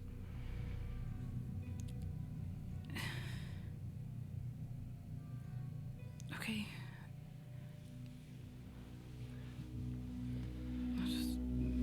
God, yeah, I guess. Yeah, I guess I'll put them on. Okay. I know. Takes you a couple of minutes to don the appropriate attire. But before long, you are ready to go back downstairs. What the fuck do we do? They're gonna ask you some questions. I can't answer them all for you, but I'm with you. Are you? Yes. Yesterday, before we went in, I said I was gonna sit back and I was gonna let you talk. I'm not gonna do that today. I'll take the lead as much as I can, but they are gonna ask you some questions.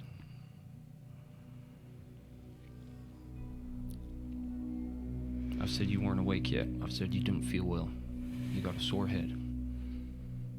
Okay. Okay. What do you need right now? to not be here. Well, there's always that option. If you want to go out the window, I'll try and stall until they go up and check. That just makes it look so much worse. Yeah, but if it's what you need, that's all right. No. I'm just scared they've talked to him. I have to face this whatever, so let's just go. I'll do as much as I can.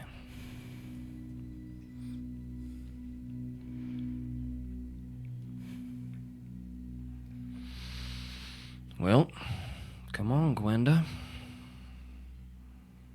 Okay. Did you head downstairs? Yeah. You three see your two companions walk past you. I immediately whisper into my ring. You're not guilty this time. Don't you dare take the fall for her.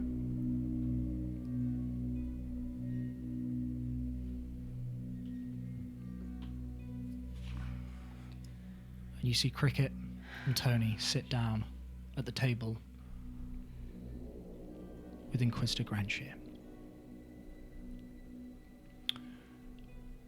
Nice of you to join us, Gwenda. I hear you're not feeling altogether yourself. No. Well, she was almost murdered yesterday, so I think it's quite within her right for her to not feel all Of course. tip-top. Well, let me introduce myself. My name is Iron Inquisitor Carson Granshire. I am here to gather your statements for the incident that happened yesterday at the Temple of Vantha. So, if you wouldn't mind giving me a recollection of your events that transpired. Of course. Oh, you want us to just Yes. go? You Why were you at the temple yesterday? I just went to pray. I walked in and the cleric who worked there said there was another follower of Havern there and that he might need some help. So I agreed and went to see him.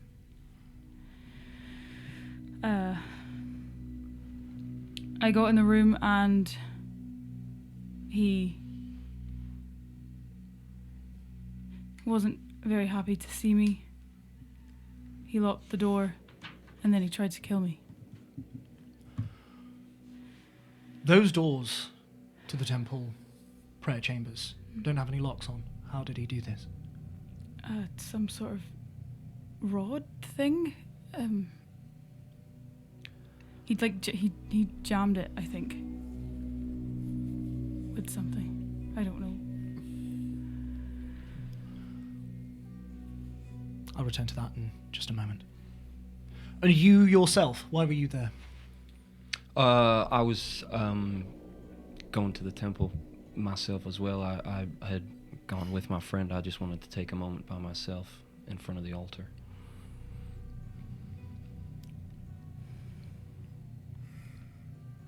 Did you know this individual that attacked you? Yes. Insight check. Make an insight check. On who? Him. 20.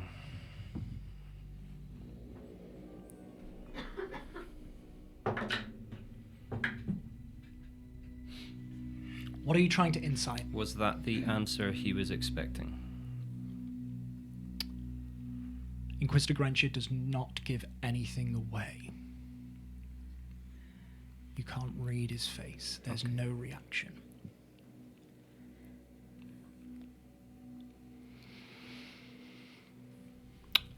What was his name? Quinn. And what relation was Quinn to you?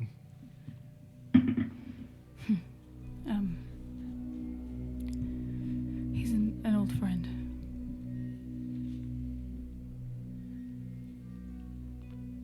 Do you know why Quinn was at the temple? I don't know. I assume he was looking for me. The cleric said he'd been going there for a few weeks trying to find solace. I wonder if you've asked them any questions as well. Yes, we have taken their statements.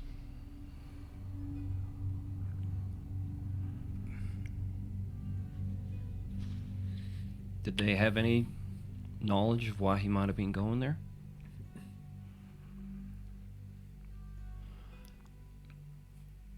Why did he attack you, Gwenda?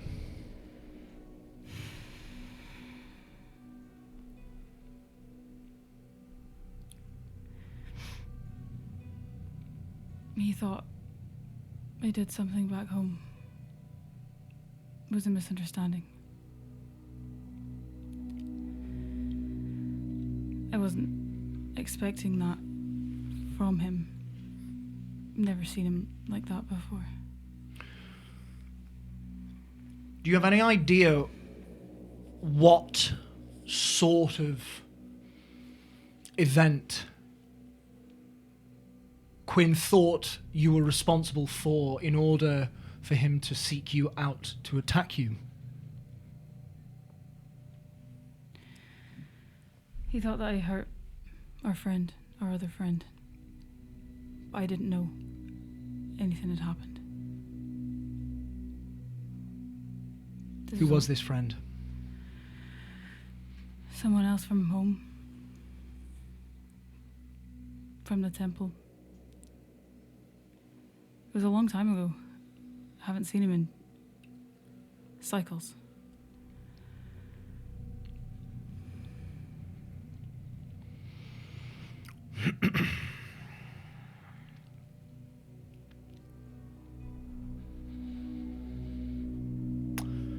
So you're telling me that you show up to a temple. An old friend just happens to be there. They turn on you and attack you in such a manner that they almost kill you, and would have succeeded were it not for your companion here, our reports show, who intervened and saved your life. And they gave absolutely no indication as to why they were so sure you had to die. I've told you what I know. This caught me as much by surprise as it has you.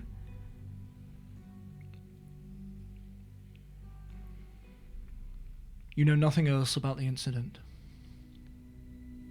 Sir, we're really happy to help you with your investigation, but we can only help you with objective answers. The more you try and dredge up past emotions, the less we're able to answer you clearly and honestly.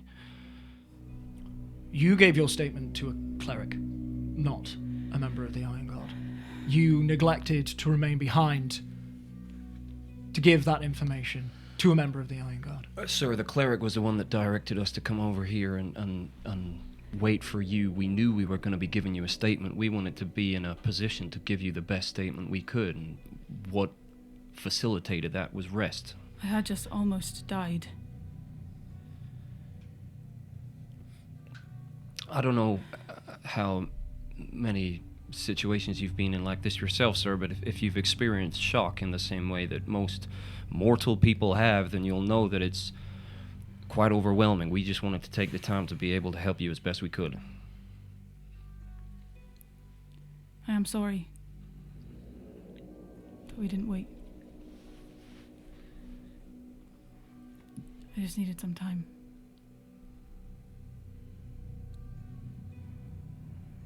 Are you expecting to be moving on from the King's Watch anytime soon? I don't know, would that affect your investigation at all? If you should, see to it that I am notified, should I need any further follow-ups. How would you like us to contact you? You can tell one of the Iron Guard, and they will send the message to me. Okay. As mercenaries, we make our money moving up and down the country. How long are you expecting us to need to stay in the same place? Not for very long. I don't mean to push you, sir. Would you be able to give me an exact answer? I would not.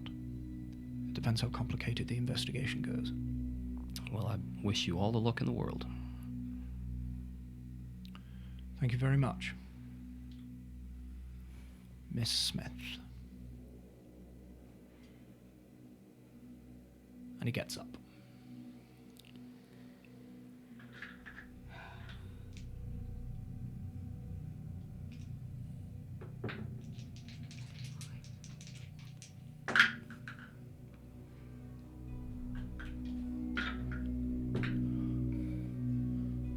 You see Inquisitor Grenshire walk towards the door.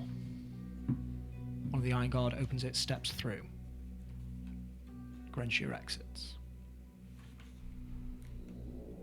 The stone figure that has been stood sentry by the door,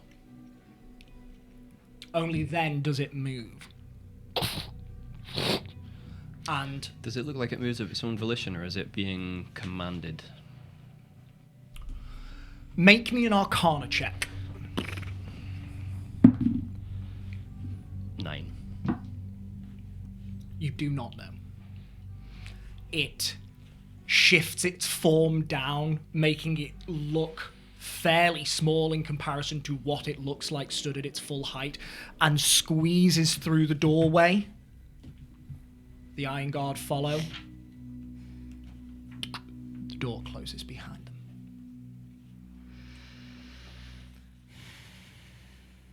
I think Tony just walks straight back upstairs. Okay. And just like takes the clothes off and puts her robes back on and just sits there for a minute and just refocuses herself. Are you okay? Yeah.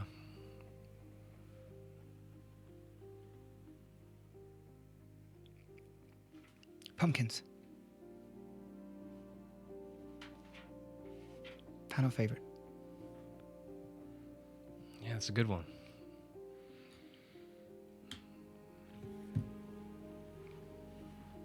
That's a good one. What is it? I was trying to get a read on him. I don't know how deep this goes, but I don't think he's done with us.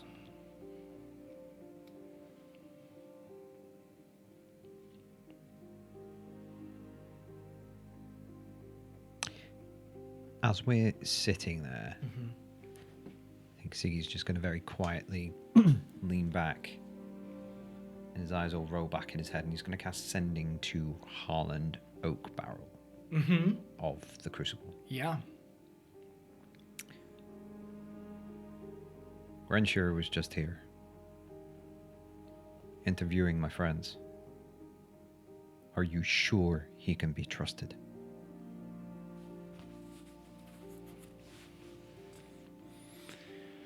More so than any Iron Guard in the city.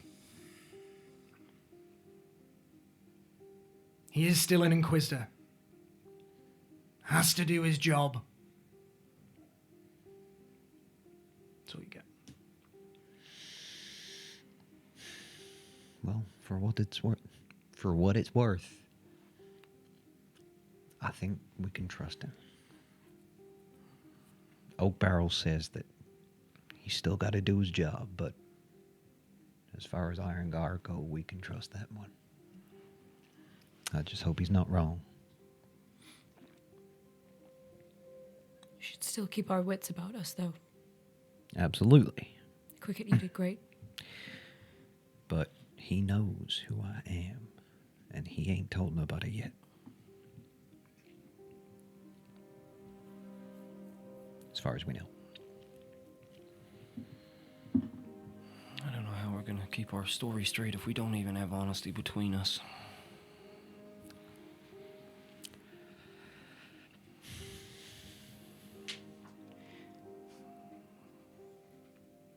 Well, I can't really be much more honest with y'all.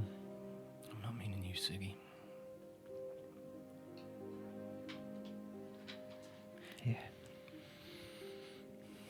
I'll try and keep it off her back as much as I can. think Tony's trying it. She is telling us what she can. She said it's complicated.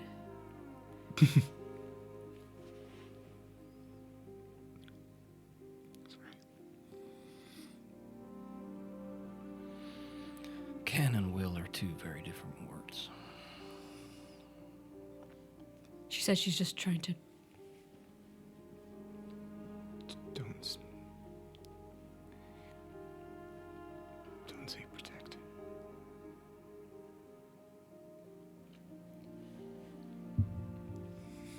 I don't mean to put you in a hard position, Sadie. I think you're doing the right thing trying to be close to her because she needs a friend right now. I'm not trying to be close to her. I'm just. No, I know. I didn't mean it like that, but...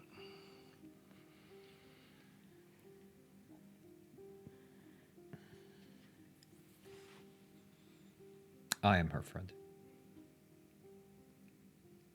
And she's my drinker.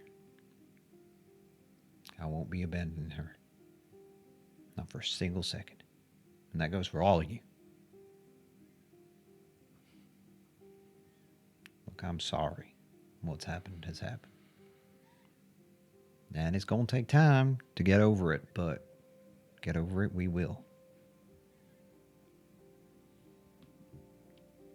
I believe that. Maybe that can be the version of the story you tell. Happy endings and all.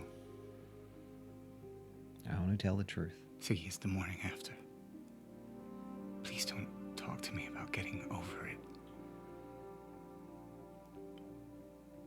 But I'm glad that... I'm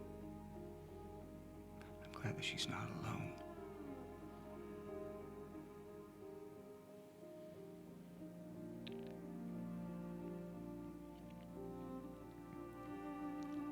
I think Tony comes back downstairs, having put her robes back on and grabbed her staff. Yeah. Okay, come on.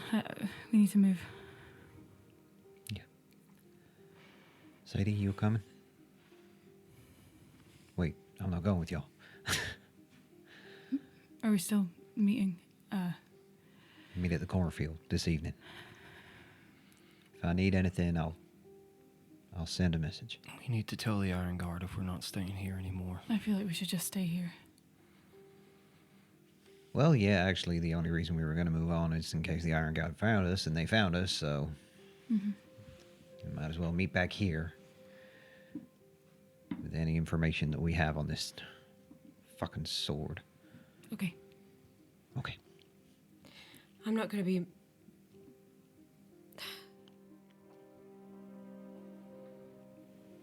What's wrong? I don't know how effective I'm gonna be with the tabaxi lady. I'm gonna be a lot better at what you guys are doing, but I can't go there. I don't want to put my foot in my mouth or say the wrong thing. I don't want to scare this woman off. It's too important for you. I don't want to ruin it. You did good last time, though. Why do you feel like...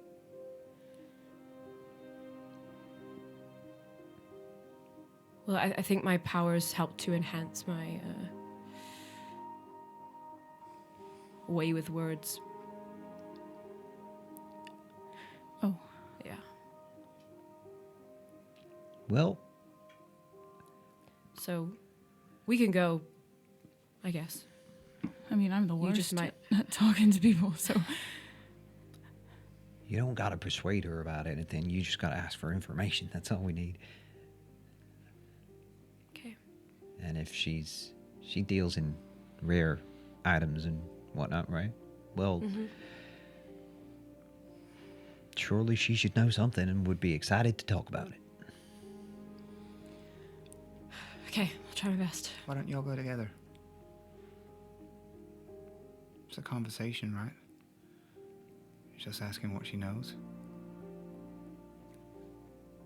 Does this arm give off a magical energy? Not as far as I know. Okay, could buy some paint. Oh, yeah.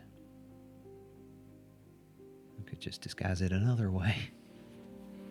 And he gestures to his lock of hair. Yeah.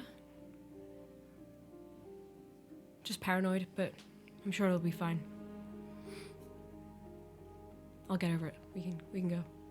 And I'll stay here. Keep an eye out. Make sure the Algrad don't come snooting around. No, we just said we weren't leaving anyone by themselves. You're not. I'm staying.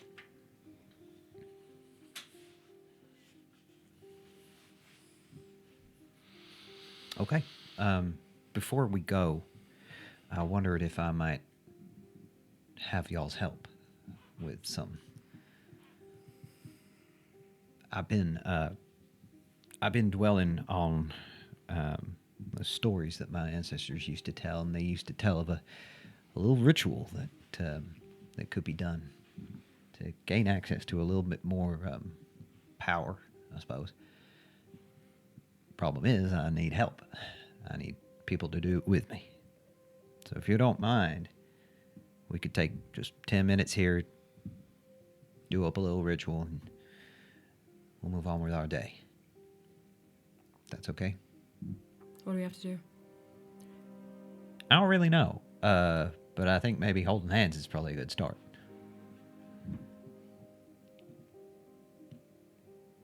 Okay. Okay. I don't think my energy will be very good. I need 4 people. I can't exactly do it with a bartender.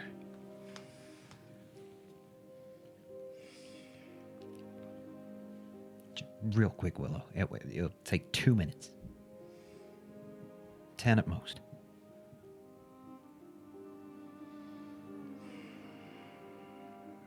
Okay. Okay. I will take, depending on where we're sitting, You can shuffle yourselves around. I will take Willow's hand in one of mine and Tony's in the other. Go on now. I'll grip onto Cricket's hand. I will. I can hold Cricket's other hand with my prosthetic. Yeah. And I'll take a glove. She grips your hand so tight. Okay. Ancestors, guide me in my prayers. Lend me the power and strength that I need to get through this fucking day. And I'm gonna use my 5th level feature, I think it is. Spirit sessions. And take an extra spell. Lovely. Nice. And the spell that I'm going to take is clairvoyance. Lovely. And as we do this, as we hold hands together, I think much like the Drenger ceremony, there are sort of these rainbow aurora hands that appear over each of our crossed hands and on both of my shoulders. And if you guys were to look, you might just see flickering in and out of reality the face of a dwarf that you may not know, but we know is Galder.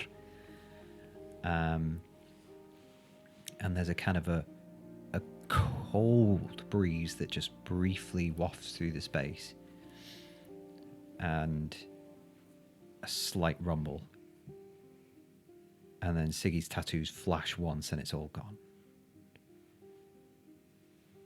Whew. Anybody else feel that? Yeah. Yeah, I got tingles. I think I can feel it in my bones. I don't know what it does, but we'll find out. Okay, I think I'm ready to go. Thank you all. Okay, so are we? Is us 3 going to the? I'll come with you to see the tabaxi. You 2 are staying here. You two stay put. Cricket, you can go. No, let's go. Cricket, you can go. Let's go to the library. Cricket. Go help. Let's go to the library. I'm not good with books. Neither am I. We just gotta find the right page. Come on.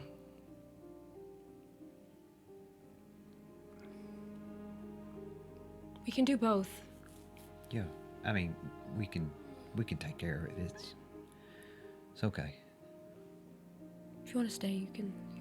You guys can stay. Cricket, go.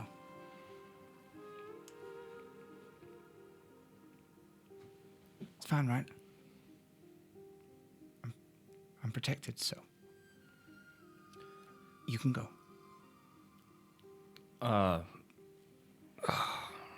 Cricket. Don't make me. I'm gonna go get paints. I stand up and go towards the door. Nobody goes alone, and I'm gonna chase after Sadie. I feel like hearing that, Tony's whole stomach just drops. And like everything in her is telling her not to move from Willow because she doesn't want Willow to be alone because she has to protect her. But knowing that she knows, and that comment she just said, it is the hardest fucking thing to get up from that table and start following Sadie and Siggy. And I feel like there's a moment where she stops before she leaves, and she turns back because she really wants to talk to her, but she knows that there's no point, so she just follows them.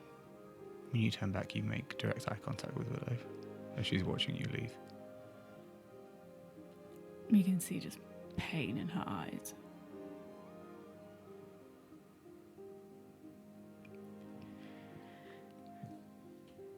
Cricket, I'm not trying to make I said, don't make me leave you. Cricket, I'm not. I don't want to be an anvil, just.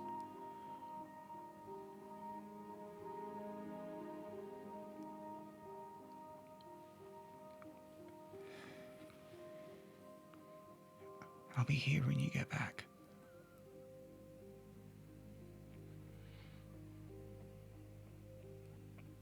Why can't we just go for a walk and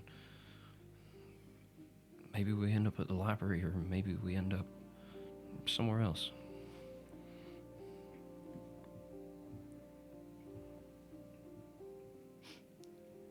Do you want that? I don't want you by yourself. Do you want to help Siggy?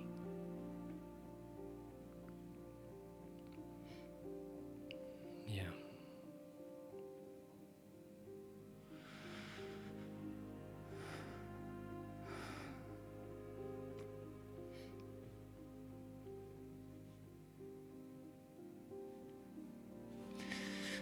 Well, you better hold my hand the entire time.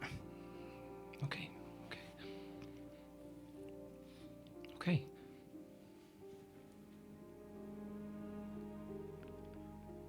Okay. On the way home, let's find a pumpkin. I like pumpkins. Okay. Use the other hand. Come on. Okay. Cricket and Willow, you head out the door We'll follow them. and you follow them.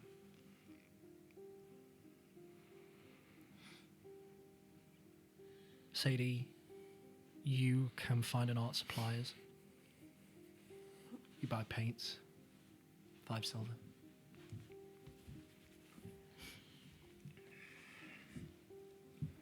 And you set out to find The tabaxi that Sadie met all the way back in Tillarella Rock. Can someone please roll me an investigation check? Are they? We're helping. Yeah. Yeah. I'll wheel his result. Woo. Man. Of course. Of course, sir. So, investigate. I guess that's as you know that Willow and Cricket are with you. You feel a scent of some sort of nature past your nose, which just heightens your senses. I'll take a. Juniper. I'll take a dirty 20. What was the wheel? +4. 24, please, Jackie. 4. An uncanny 20, if you like. An uncanny 20.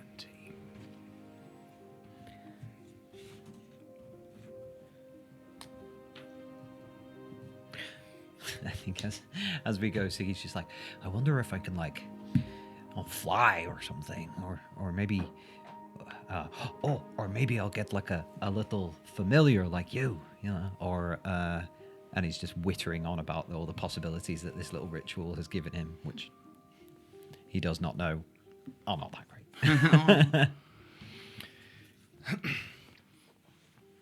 As you walk, you ask for anybody in the city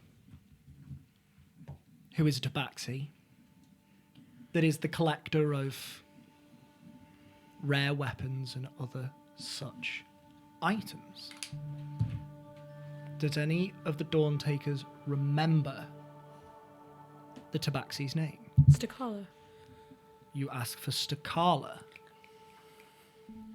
And you find out that near the Balcony District, there is a shop called the Jeweled Scabbard. Takes you maybe 30 minutes from where you are before you are stood in front of a fairly small shop front. 2 stories at most. Not very large stories either. Yellowish walls and an orange terracotta tiled roof. And there is a sign above the door that curls that reads, "The Jeweled Scabbard," painted in beautiful golden filigree. Oh, that is a beautiful golden filigree. This could be it. Before we go in, do we want to... Obviously, we can't tell her who you are. So, if she asks why we're asking, do we want to have an agreed story or reason why? Sensible, yeah. Maybe we just say that we heard about it and we're keen to find it because we think it might be worth a lot. And if we find it, this is all assuming that she doesn't already have it. If we find it, we'll bring it back here and sell it to her. Okay. Sure, she'd be keen to get her hands on something like that, right? Yeah. I guess you could just say that you're interested in dwarven history and Yeah. you've got a special interest in Yeah, it. I have an aunt in Esheim who's told me about this sword. And I've decided to go find it for her or something. I don't know. Okay, well, maybe not like an out and out lie, Oh, okay. but just Yeah. I have an interest in the Sword of Song. She don't need to know why. say it's like passed down Yeah. through your families or whatever. And Yeah, that's a good idea. It was a Okay. family heirloom that was lost hundreds of years ago. Okay. Do you remember what Havern said as well? When I cast Oh, the spell? yeah. No, I got it all written down here somewhere. We have that if we need to Yeah. rally back. Valiant weapon forged in fell war. You two come here. And I'm gonna just quickly cast Enhance Ability on you two. What does that do? Remind me. I'm gonna Advantage Yeah, I'll give you advantage on charisma checks. Amazing. So it'll be flat rolls for me because point of exhaustion. Yeah. Yep. Cool. Thank you. Just as she sends like a little prayer, and then the energy kind of surrounds both of you. Thank you. Just might help. Okay. Also, y'all should know that I have some magic that can erase the last thing that I just said. So if you see me doing that, don't refer to it, because it only works on one person at a time. It's called Gift of Gab. Siggy, we've all seen you know. use gift of gab. No, but I mean this. Oh yeah. And maybe when you cast it, don't say the name of the spell. No, right? Yeah. No, the magic works that the next sentence I say is what they actually hear. I know, but you've been saying gift of gab. Yeah. Have I?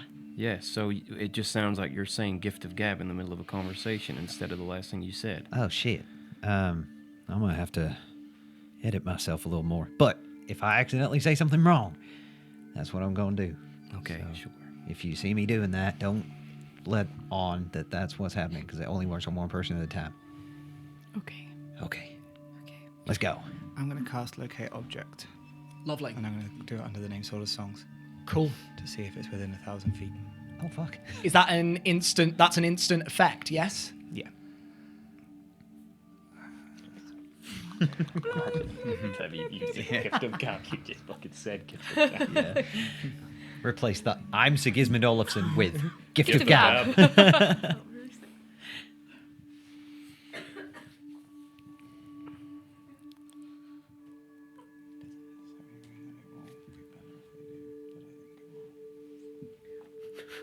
Okay. Do you do this just outside the shop or as you walk in? Outside the shop. I guess if there's like a second when everyone's walked in, Yeah. I guess Cricket will be next to me, but yeah, she'll just Sword of Songs. And the wind carries your words up and out, pushing them, spreading them all around in 1,000-foot radius.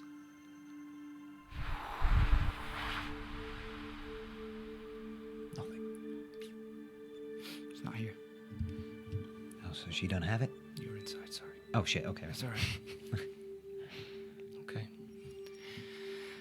I did that every day when you went missing. For your hat. Oh, really? Mm-hmm. Where was it? Nowhere near, but there it is. Let's go. Sadie, I think you should take point and I'll back you up if needs be. Okay. Okay. Ding-a-ling-a-ling.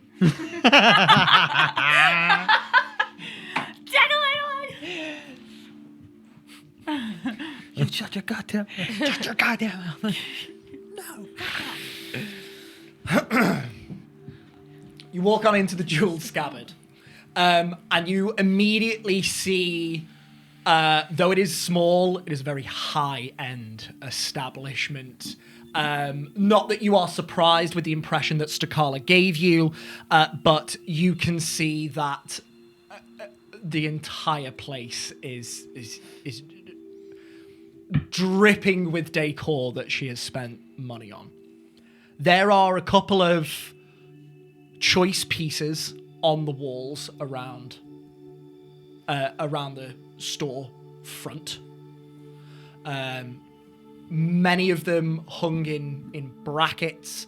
You can, for instance, you can see a set of massive axes, but the blades look like they are hewn from obsidian or something like that.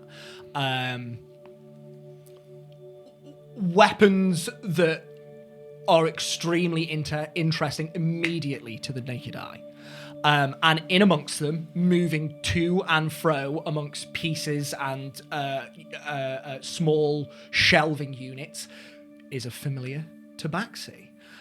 Wearing something just as fine, though less garish than her ball outfit, you can see Stakala, who looks around at you as you enter. Hi.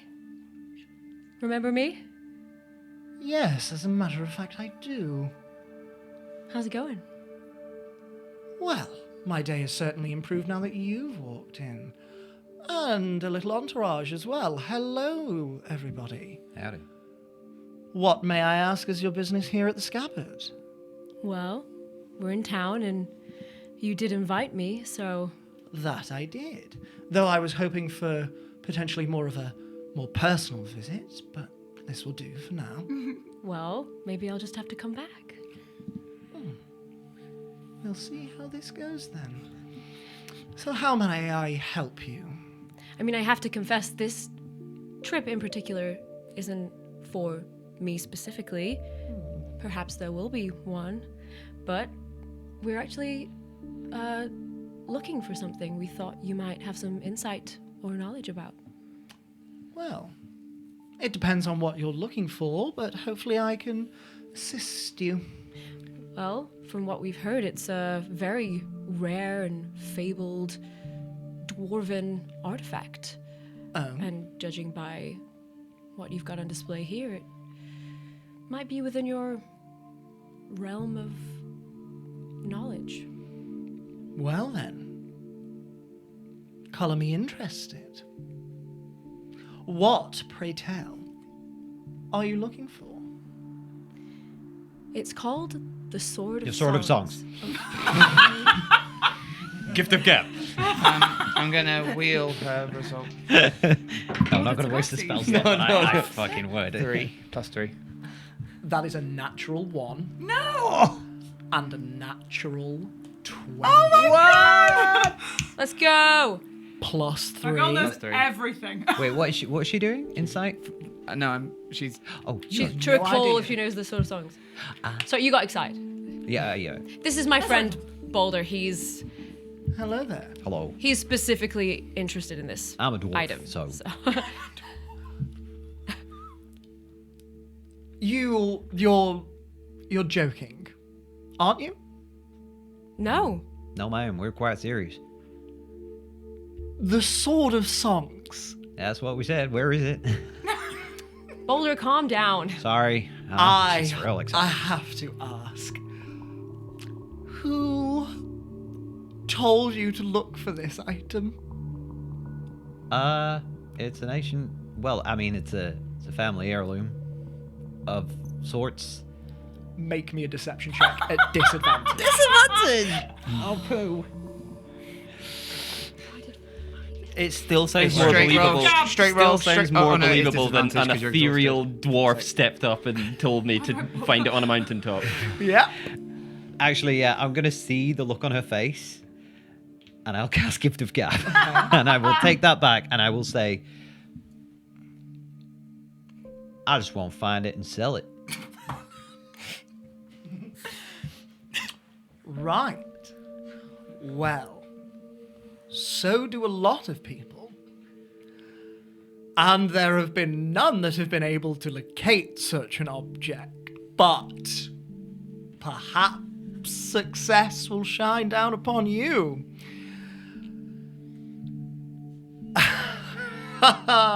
The Sword of Songs. Well, I never would have predicted. You're looking for information. Whatever you know. Well, seeing as I am to help such accomplished mercenaries locate such a rare artifact, it would be unbecoming of me not to lay out that this information would come at a cost. I'm You gonna- are hiring my services. Ping a course. platinum into her outstretched hand. She tracks it. Well, that's a start. Good catch. You really don't know what you're after, do you? I think Siggy, not fair, is being it? very tired and extremely anxious to find something out about this, is getting incredibly irritated with Most the way of that us she's talking. aren't from Belladrin, so forgive the ignorance. No, it's not your ignorance. that necessarily needs forgiving. I'm going to require a modicum more coin than a single platinum. How much do you want? We can pay. I think that was just a gesture. Sorry, I was opening negotiations.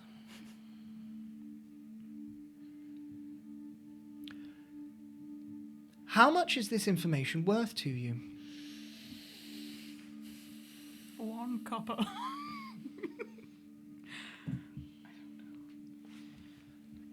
Well, that I suppose would depend on how much the Sword of Songs itself is worth. Like I said, I won't find it and I'm gonna sell it. I'm a treasure hunter at heart. Like yourself, I suppose, in a way. Yes, so you'll forgive me if I am suddenly to give over all of my hard-earned work to one of my competitors. Well, I was thinking I could sell it to you. Make me a persuasion check with advantage. Well, Straight roll. Make me So a straight roll. deception check. Deception. With advantage, please. I will wheel his result. Ooh. Just getting them wheels out So with today. disadvantage, no, with advantage, but With advantage, exhausted, so straight straight roll. roll. Yeah. And then you got a +2 on whatever else you have. Fabulous. So all of my wheels gone. Sorry. No, you're quite Wheels right. come off. All The the wheels are come gone. off. All the wheels gone. Wheels have come off. Right, deception. Okay, +2. Yes. An uncanny 20. He steps really quickly to the right as he lies. Uncanny 20. You want to sell it to me? Sure. Why not?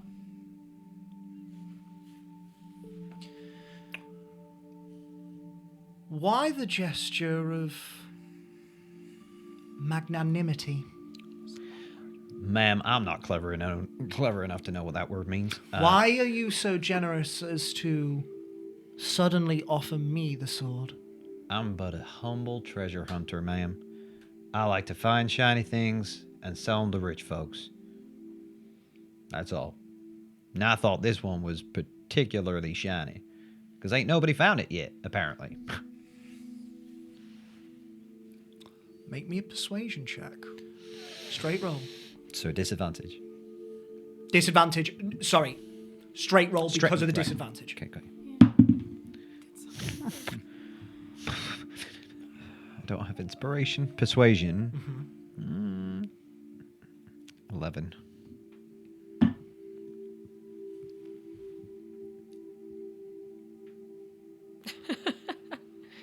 It would look Three good and a in half you. thousand gold for the information. With the agreement that I am the sole purchaser of the sword should you find it. Would you... Fucking words today, man. Would you allow me a moment to confer with my compatriots? But of course. Okay, thank you so much. Can I insight check her? Yes. Does she actually know anything? Give me an insight check. 30. Whoa! She rolled a nat 20. Before, do you remember? Yeah, I know. We didn't know that though. I noticed recently we don't really celebrate nat 20s that much on this stream, do we? We just kind of go, oh, that's good. That's very British.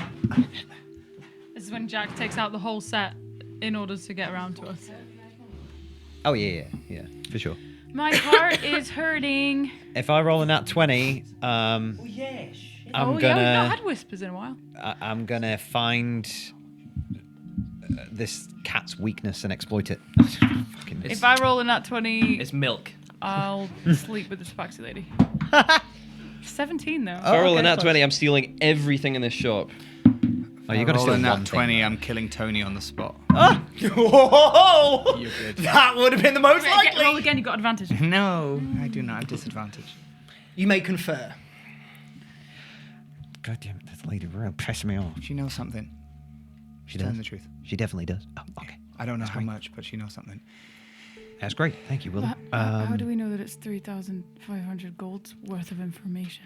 This is the best lead we've had. I will We pay have the any amount of money. Yeah, it's important to you. The right? reason I did this was so I could do this, and I'm going to pull out. How many coins is 3 platinum? That's 3. 3 coins, platinum is 3,000 gold. 30 gold. 1 platinum Yeah. is 10 gold. Right. Okay. So I would have to give her. 300 platinum for 3,000 gold. And she wants 3.5. Which is Does it go any higher than that? Like, is there a currency higher than that, or? Then platinum. Yes. No. A frost diamond. Yeah, at that point you would be dealing in Sorry, like Willow, just- gems and diamonds. yeah, just take it out. Siggy, what? How much money do you have? Well, I got loads of money, but she's pissed me off, so I don't want to give it to her.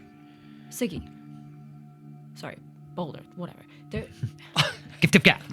There, Yeah, I know. I remember what Nakani said. Anything. Let me pay for it, though. Don't y'all. okay.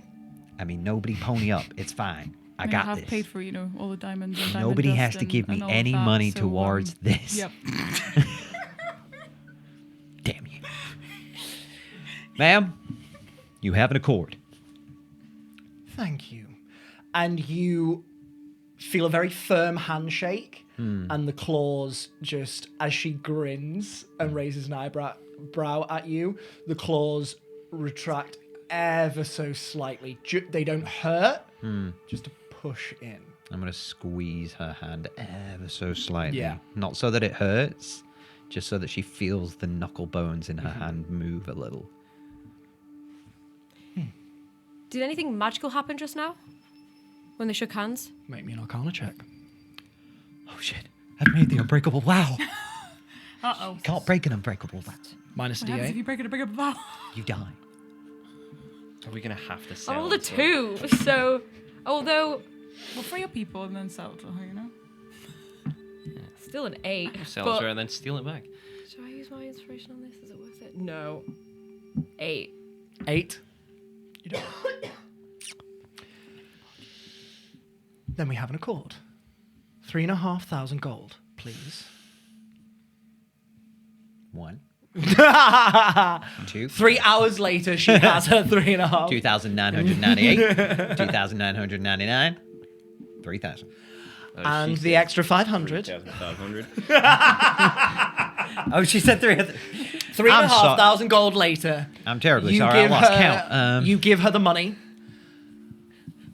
One moment. I will be back with my notes. Oh, let me just take that out of my inventory. And she goes off to a back room, and a moment later comes out with a book that is about that thin Oh, wow. and about that big. 3,500 gold. And she starts rifling through it. For those of you that can see the book, it is handwritten.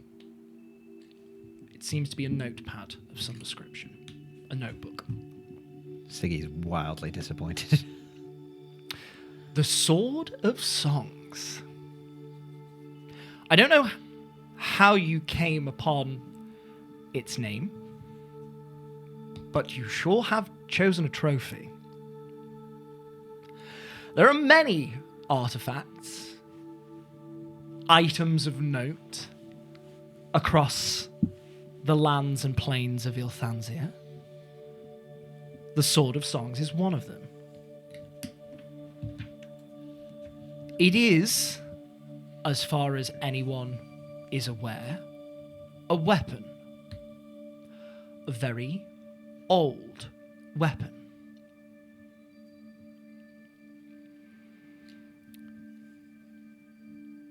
It is mentioned, we think, maybe a handful of times throughout the thousands of cycles of our written histories. Anything before the Fell War, of course, we have no knowledge of.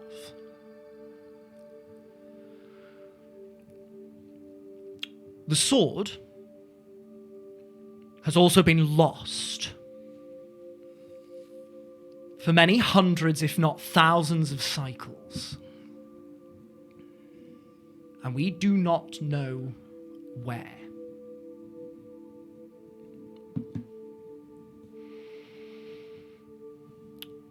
There are mentions of it in the battles, perhaps following the Fell War, or perhaps during the First Cataclysm. Time in that realm of our history does get very muddled. And so what little information we have, it's hard to pin down exactly when in our histories it pertains to.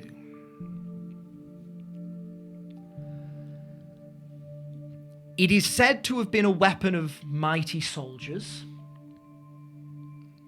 though it has also done ill, or was of ill. The entries were unclear on that.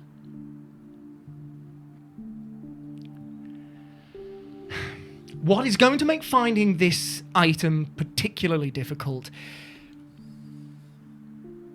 is that no one knows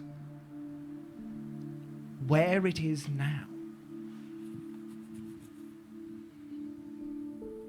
In the last 1,000 cycles, 2,000 cycles, I have found no mention of anything that could pertain to be the Sword of Songs in any of my research. So unless you have something that will guide you through the last 2,000 years of our history, you're going to be sorely disappointed.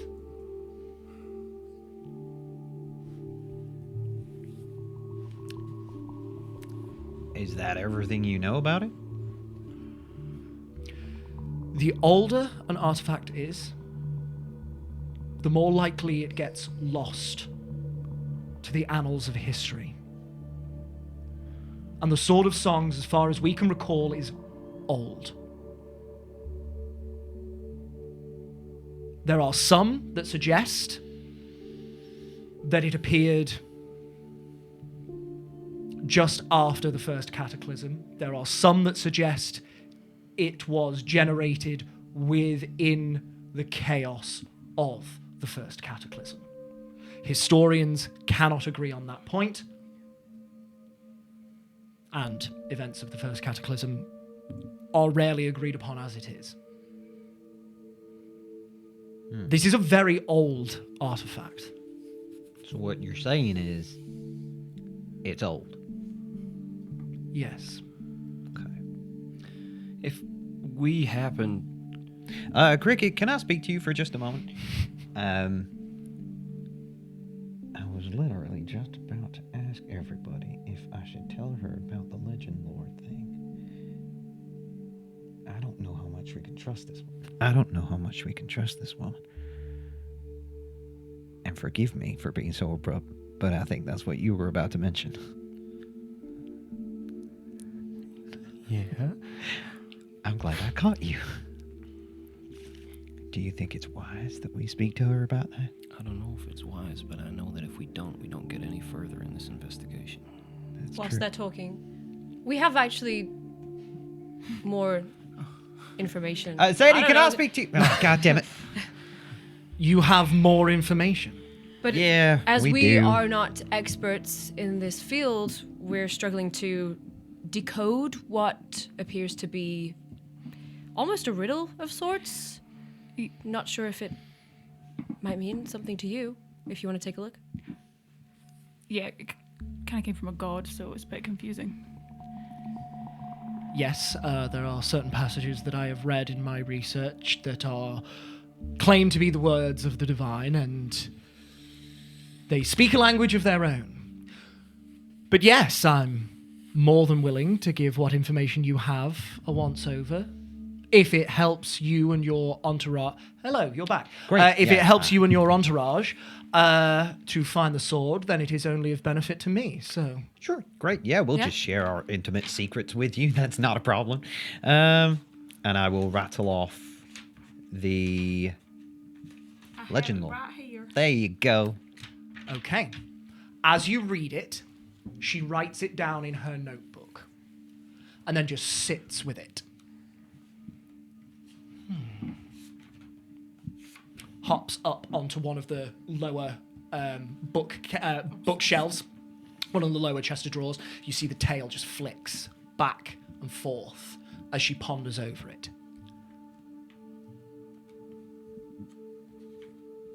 My.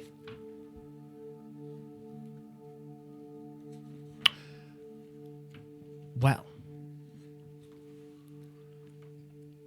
if this information is forthright, this could confirm some of the facts about this item. Forged in Felwar. That is the first cataclysm, the God War. This indicates that that sword came from that moment in history, not after. So it is as old as people expect. Shard of the Valiant Weapon goes back through her notes.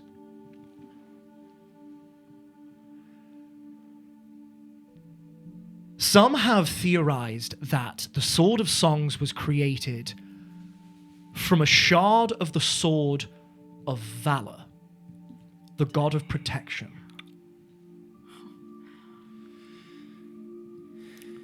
Wielded by a champion could indicate one of Valor's chosen, though it could also indicate one of the divine.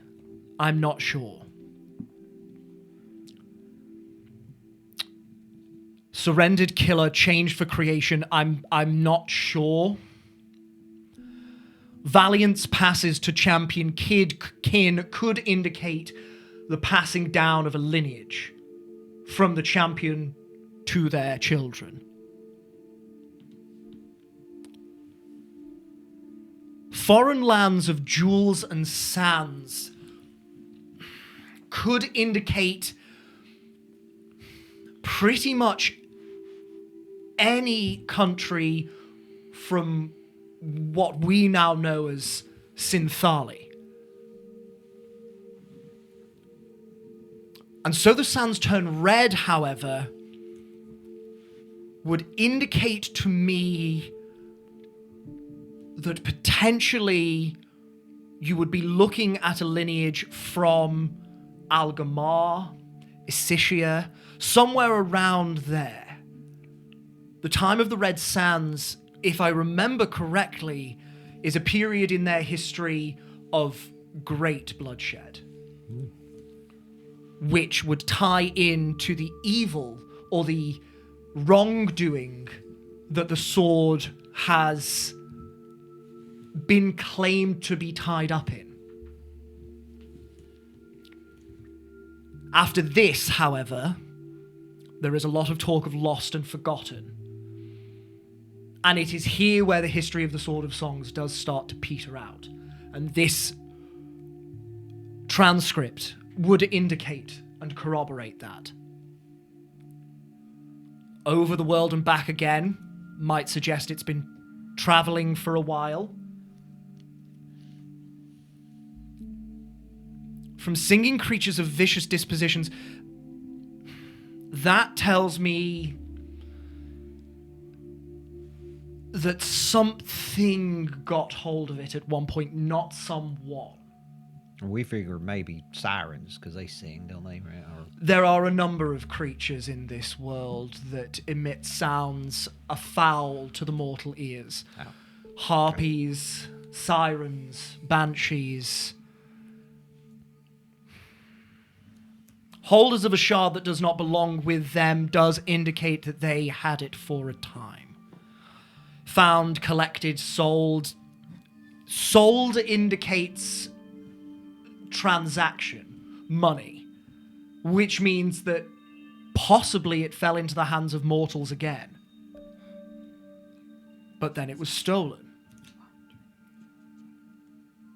and then becomes unknown again. It falls out of history. It falls out of legend.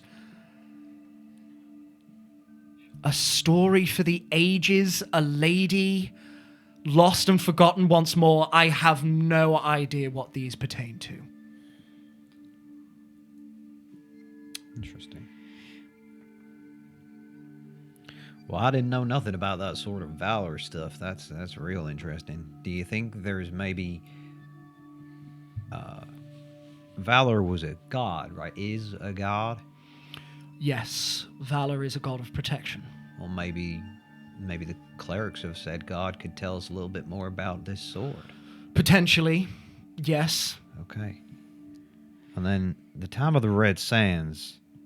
What was that exactly? Do I, Siggy, know what that is? You know nothing of that. No, you've never heard that I know before. nothing. Sitting on my phone. If I remember correctly, a warlord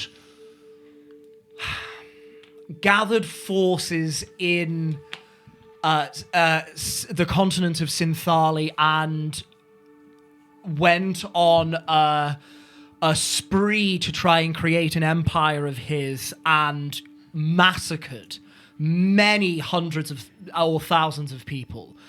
And some historians in that area refer to this as the Red Sands time. Or that's the common translation. That is the only indication that I can connect that passage with. I see. Can I ask, are there any other artifact collectors, enthusiasts, any other ladies of cities that you know of that are interested in things like this? Surely you run in those circles. I do information. have allies within these circles. Though I will be forthright here and now, I will not be inclined to share any of this information with them. This is far too valuable a That is contract.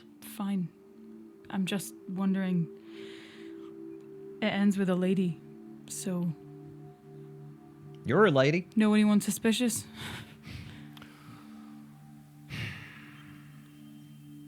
No. No. If they had found the Sword of Songs, even if they had not told me, I would have known about it. The value of such an item. I would have known. Okay. So, with all of the information that we've given you, where would you say our best chance to look is?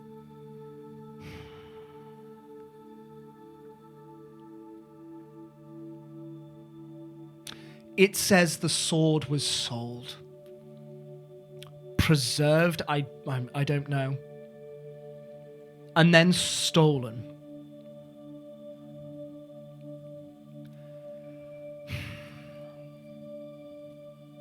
That would suggest at least it came into mortal hands once more.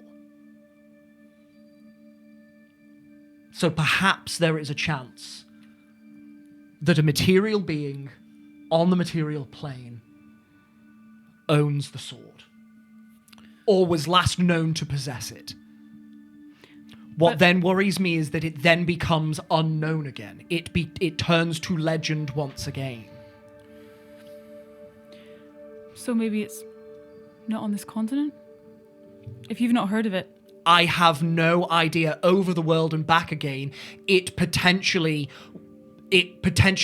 began its histories in the southern hemisphere of this world, but over the world and back again could say that it travelled to all sorts of places. but you would know if anyone of I has would know if similar- my certain allies in this country would have obtained it and sold it. But this is a big country. Yes, it is. Also, what about people that aren't your allies? Potentially, but Any ladies we should be suspicious of? I am suspicious of all of the people I work with, even the ones that I am allied with. Okay. In your experience, why would someone hide something? Why would someone hide something? Yeah. Yeah, I mean, if they've got the sort of songs, wouldn't they be shouting it from the rooftops? You know, Not if look it- at me, I got a big shiny sword. Not if it worked directly against them. That is potentially possible. One would have to benefit directly from not declaring the sword. And they would have to forego an incredible amount of coin. So it'd be someone, if someone had it right now, it would be someone who wanted to keep the sword and use it, but not profit from it. Potentially use it. Or maybe keep it from being used. Keep it from being used could also be an option. Who has that kind of power? Many people. Who would? Many people. Nobility? Yes, to start with. So this poem mentions a lady. Yes. There's women in power in each city. Absolutely. In each part of the continent. The Lady of Dolomus was a lady. I mean, it could be the leader of one of these here cities. Well, that's what I meant. That's what I was asking. If any ladies of any of the cities had interest in artifacts and things of that, but they don't know. Of that nature. She just listens to you and sits looking at the Older. book. Boulder, Hmm? brother, hi. Yes, big sister. Think of women in power all over the place, not just Belladrin.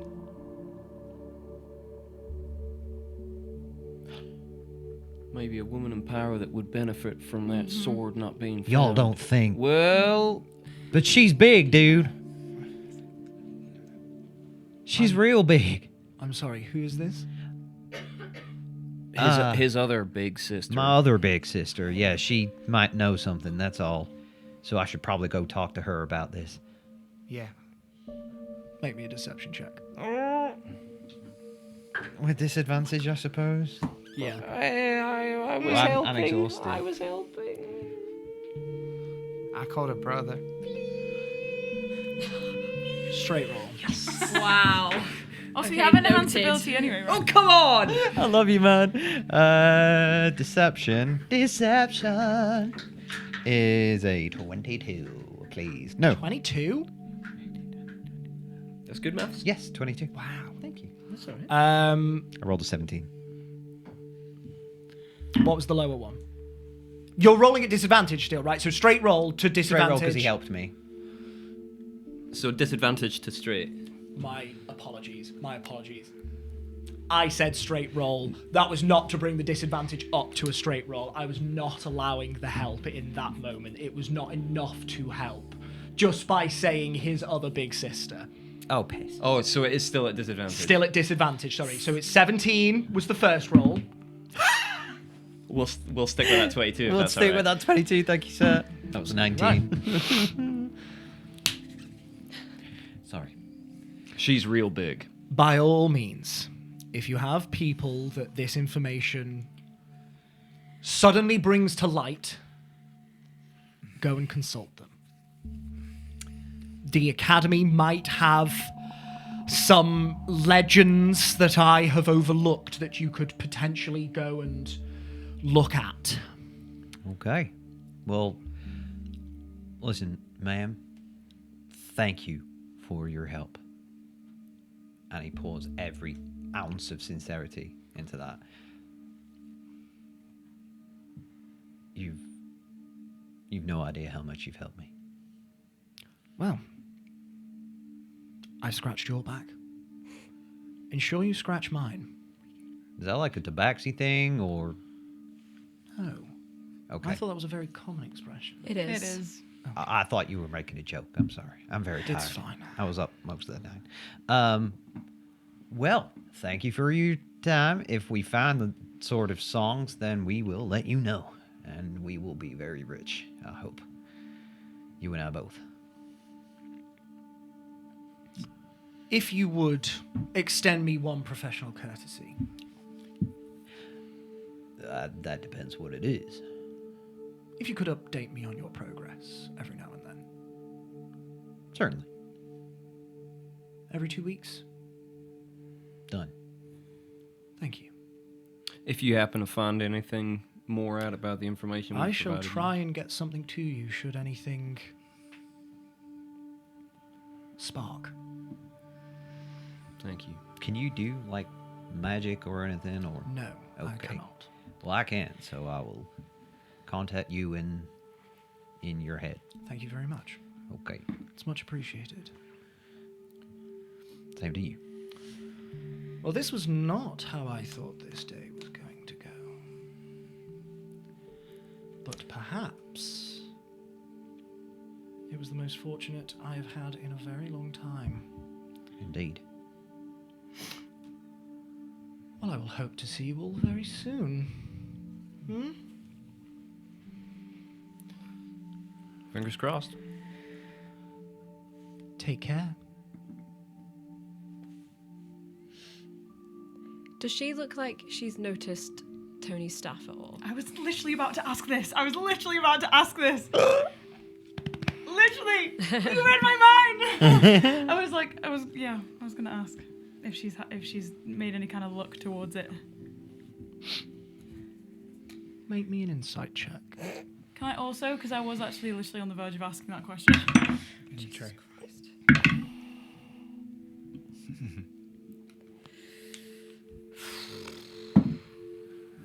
I don't want to say it, but you know what I'm going to say. It's not even... I know. What did you get, Sadie? Oh. No. 14. You see that she looks over all of you at different points during these interactions. Takes stock of you all as individuals. You don't get much more than that. Okay. Because if she did notice it, I just wanted to gauge her reaction to it. There's no point on that roll that you clock her Okay. looking at the staff enough to make a roll. Okay. Cool. All right. Well, 2 weeks' time, I'll update you. I look forward to it. Best of luck, treasure hunters. I'll see you soon. She waves you out the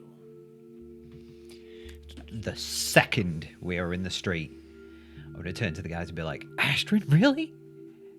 I don't Do you know. think so? Could it be that simple? I thought it when we got the riddle. Why didn't you tell me? Well, because I didn't know for sure. It's Okay, just an hang idea. on 1 second. Whoa, And whoa. I'm going to cast Sending Whoa. to Papa Olaf. Papa, Siggy, does Astrid have a really cool sword?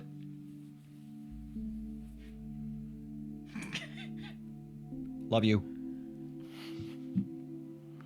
Sigismond, my boy. It's good to hear from you. Astrid. Not that I have seen.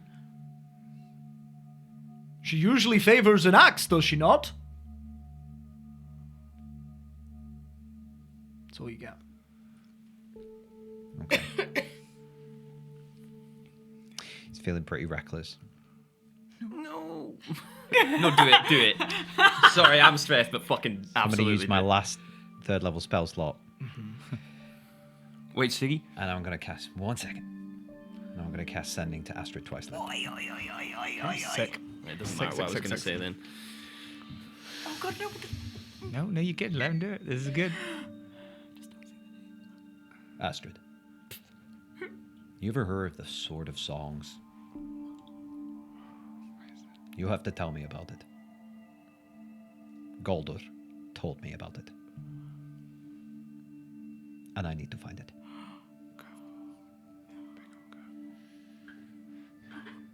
Oh, my God, you just gave so much away. It's good. Pull that trigger.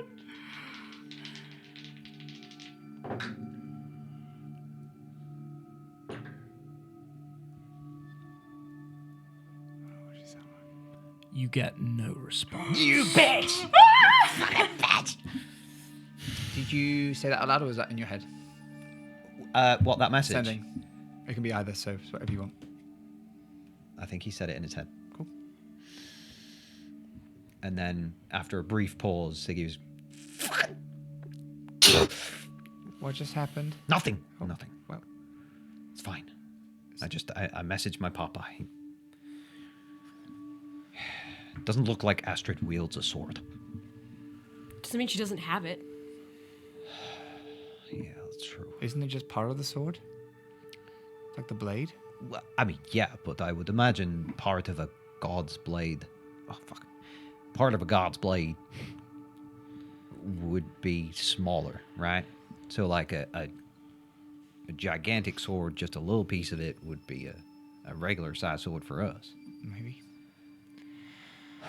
We still shouldn't rule anything else out, though. No, we need to do more research. I think I'll want to go to the library just in case. But if we don't find anything there, I think we got to go to Esheim. Okay. Okay. Y'all mind if we go now? Or to Esheim? No, to the library, silly. I need to find somewhere to go and... Yeah. So There was an alleyway right here, so. I'm kidding. Somewhere more safe. Sadie, are you happy to? Is that okay? I have to go. I'm the smartest out of all of us, so... Yep. yeah, it's cool. It's cool. Okay. Yeah, I'll try and find somewhere discreet Yeah. to go do this. Maybe you could, like, prestidigitate some air to dry it. Some... Oh, shoot. Yeah. Or I could just blow on it. No, I'll prestidigitate some air. I'll help Sadie. While Hold your arm out and then I'll just go. As a matter of fact, DM, as Sadie begins to paint her arm, Siggy's gonna clock onto something. Hold on. And I'm gonna hold out my hands over Sadie's arm. Siggy, wait. No magic. Oh shit, yeah. Damn it. Sorry to... That was gonna be real cool. I'm sure, I know it was. But we're trying to do this without it being seen. Yeah. Do you want to do it to something on mine instead? Yeah, kinda. There you go. Use my left glove. Now I'm gonna touch Willow's left glove and cast Distort Value and make it look like a golden gauntlet. We'll I say can- it's this glove just for fun. Let's do that one. I can make things look Wow. more or less expensive. Yeah. Cool. How long does that last, Sigismond? 8 hours. Wow. 8 hours. Oh, Yeah. fancy me. Lovely. So you can, what does it say? You cast a spell on an object no more than 1 foot on a side, doubling the object's perceived value by adding illusory flushes or polish to it. Lovely. Yeah, and I can make gold look like platinum too. Anyway. Wonderful. And I'll paint Sadie's arm. Okay. And as I do, I'm just going to... I'm not angry at you. Why would you be? I'm just not.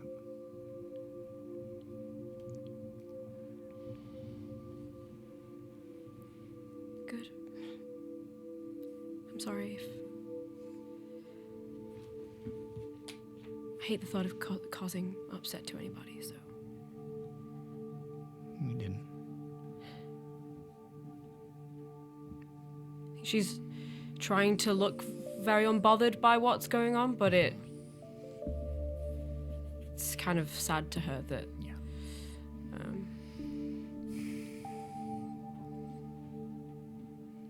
it's like sacrilege that this beautiful piece of art is getting ruined.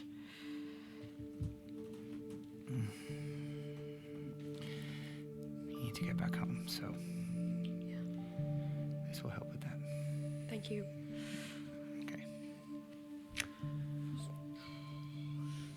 Willow, Yes. you are helping Sadie. can one of the two of you... I was just taking over, to be honest. You were just taking over? Yeah, if you would have let me, I don't know. Unless you want to guide me. As in, help. Yeah, I mean, I can help by, giving you the right angles and filling in little gaps that you can't reach. But Yeah. Okay. I trusted her yeah, to do no, it. I'll say that's worthy of a help action. Can you please roll me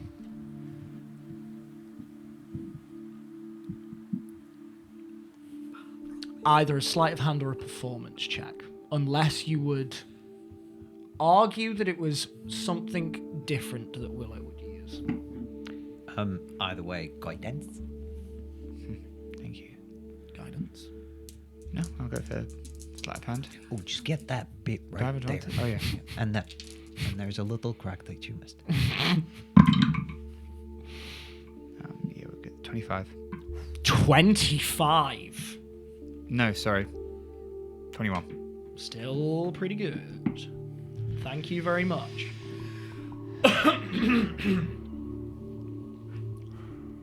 There. Perfect. Looks great. With your arm disguised as best you think you can, you all emerge from the alley not too far from the jeweled scabbard and start making your way across the city. Cricket. Sorry, I was not in the alley. Just 2 seconds. I was having a look around to see if there was a little street child or urchin anywhere near here sticking out of an alley or hanging around a corner. In this district, no. That's all You right. see none. This is a very fine district. No worries. You can keep looking for one as you cross the city if you'd like. Would I know if they would look out of place on that street anyway? On this street, Yeah, yes. doesn't matter then. Okay. I'll lead them to the hellscape. academy? Yeah. To the hellscape. Any more preparations? Oh, that makes me nervous, Jackie. Why have you said that? I will, whilst holding Cricket's hand, I'm just going to, as we kind of emerge from the alleyway, I'm just going to hold my hand out to Cricket to take it again. And then I'll give Sadie a stroke on her back, and as I do that, I will cast 5th level aid on us. Beautiful. So hit point maximum goes up by 20 for 16 hours as I extend it. Lovely.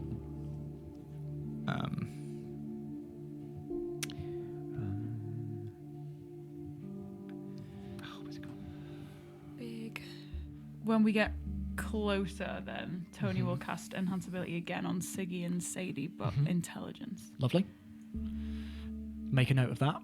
And after Tony does that, I will cast. Can you stack enhanceability, or would you say that's no? That's fine. I don't think you can. That's fine. That's fine.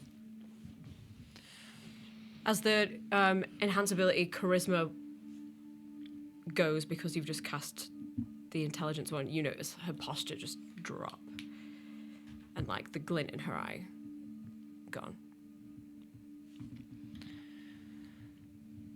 Any final preparations, Dawn Takers? No.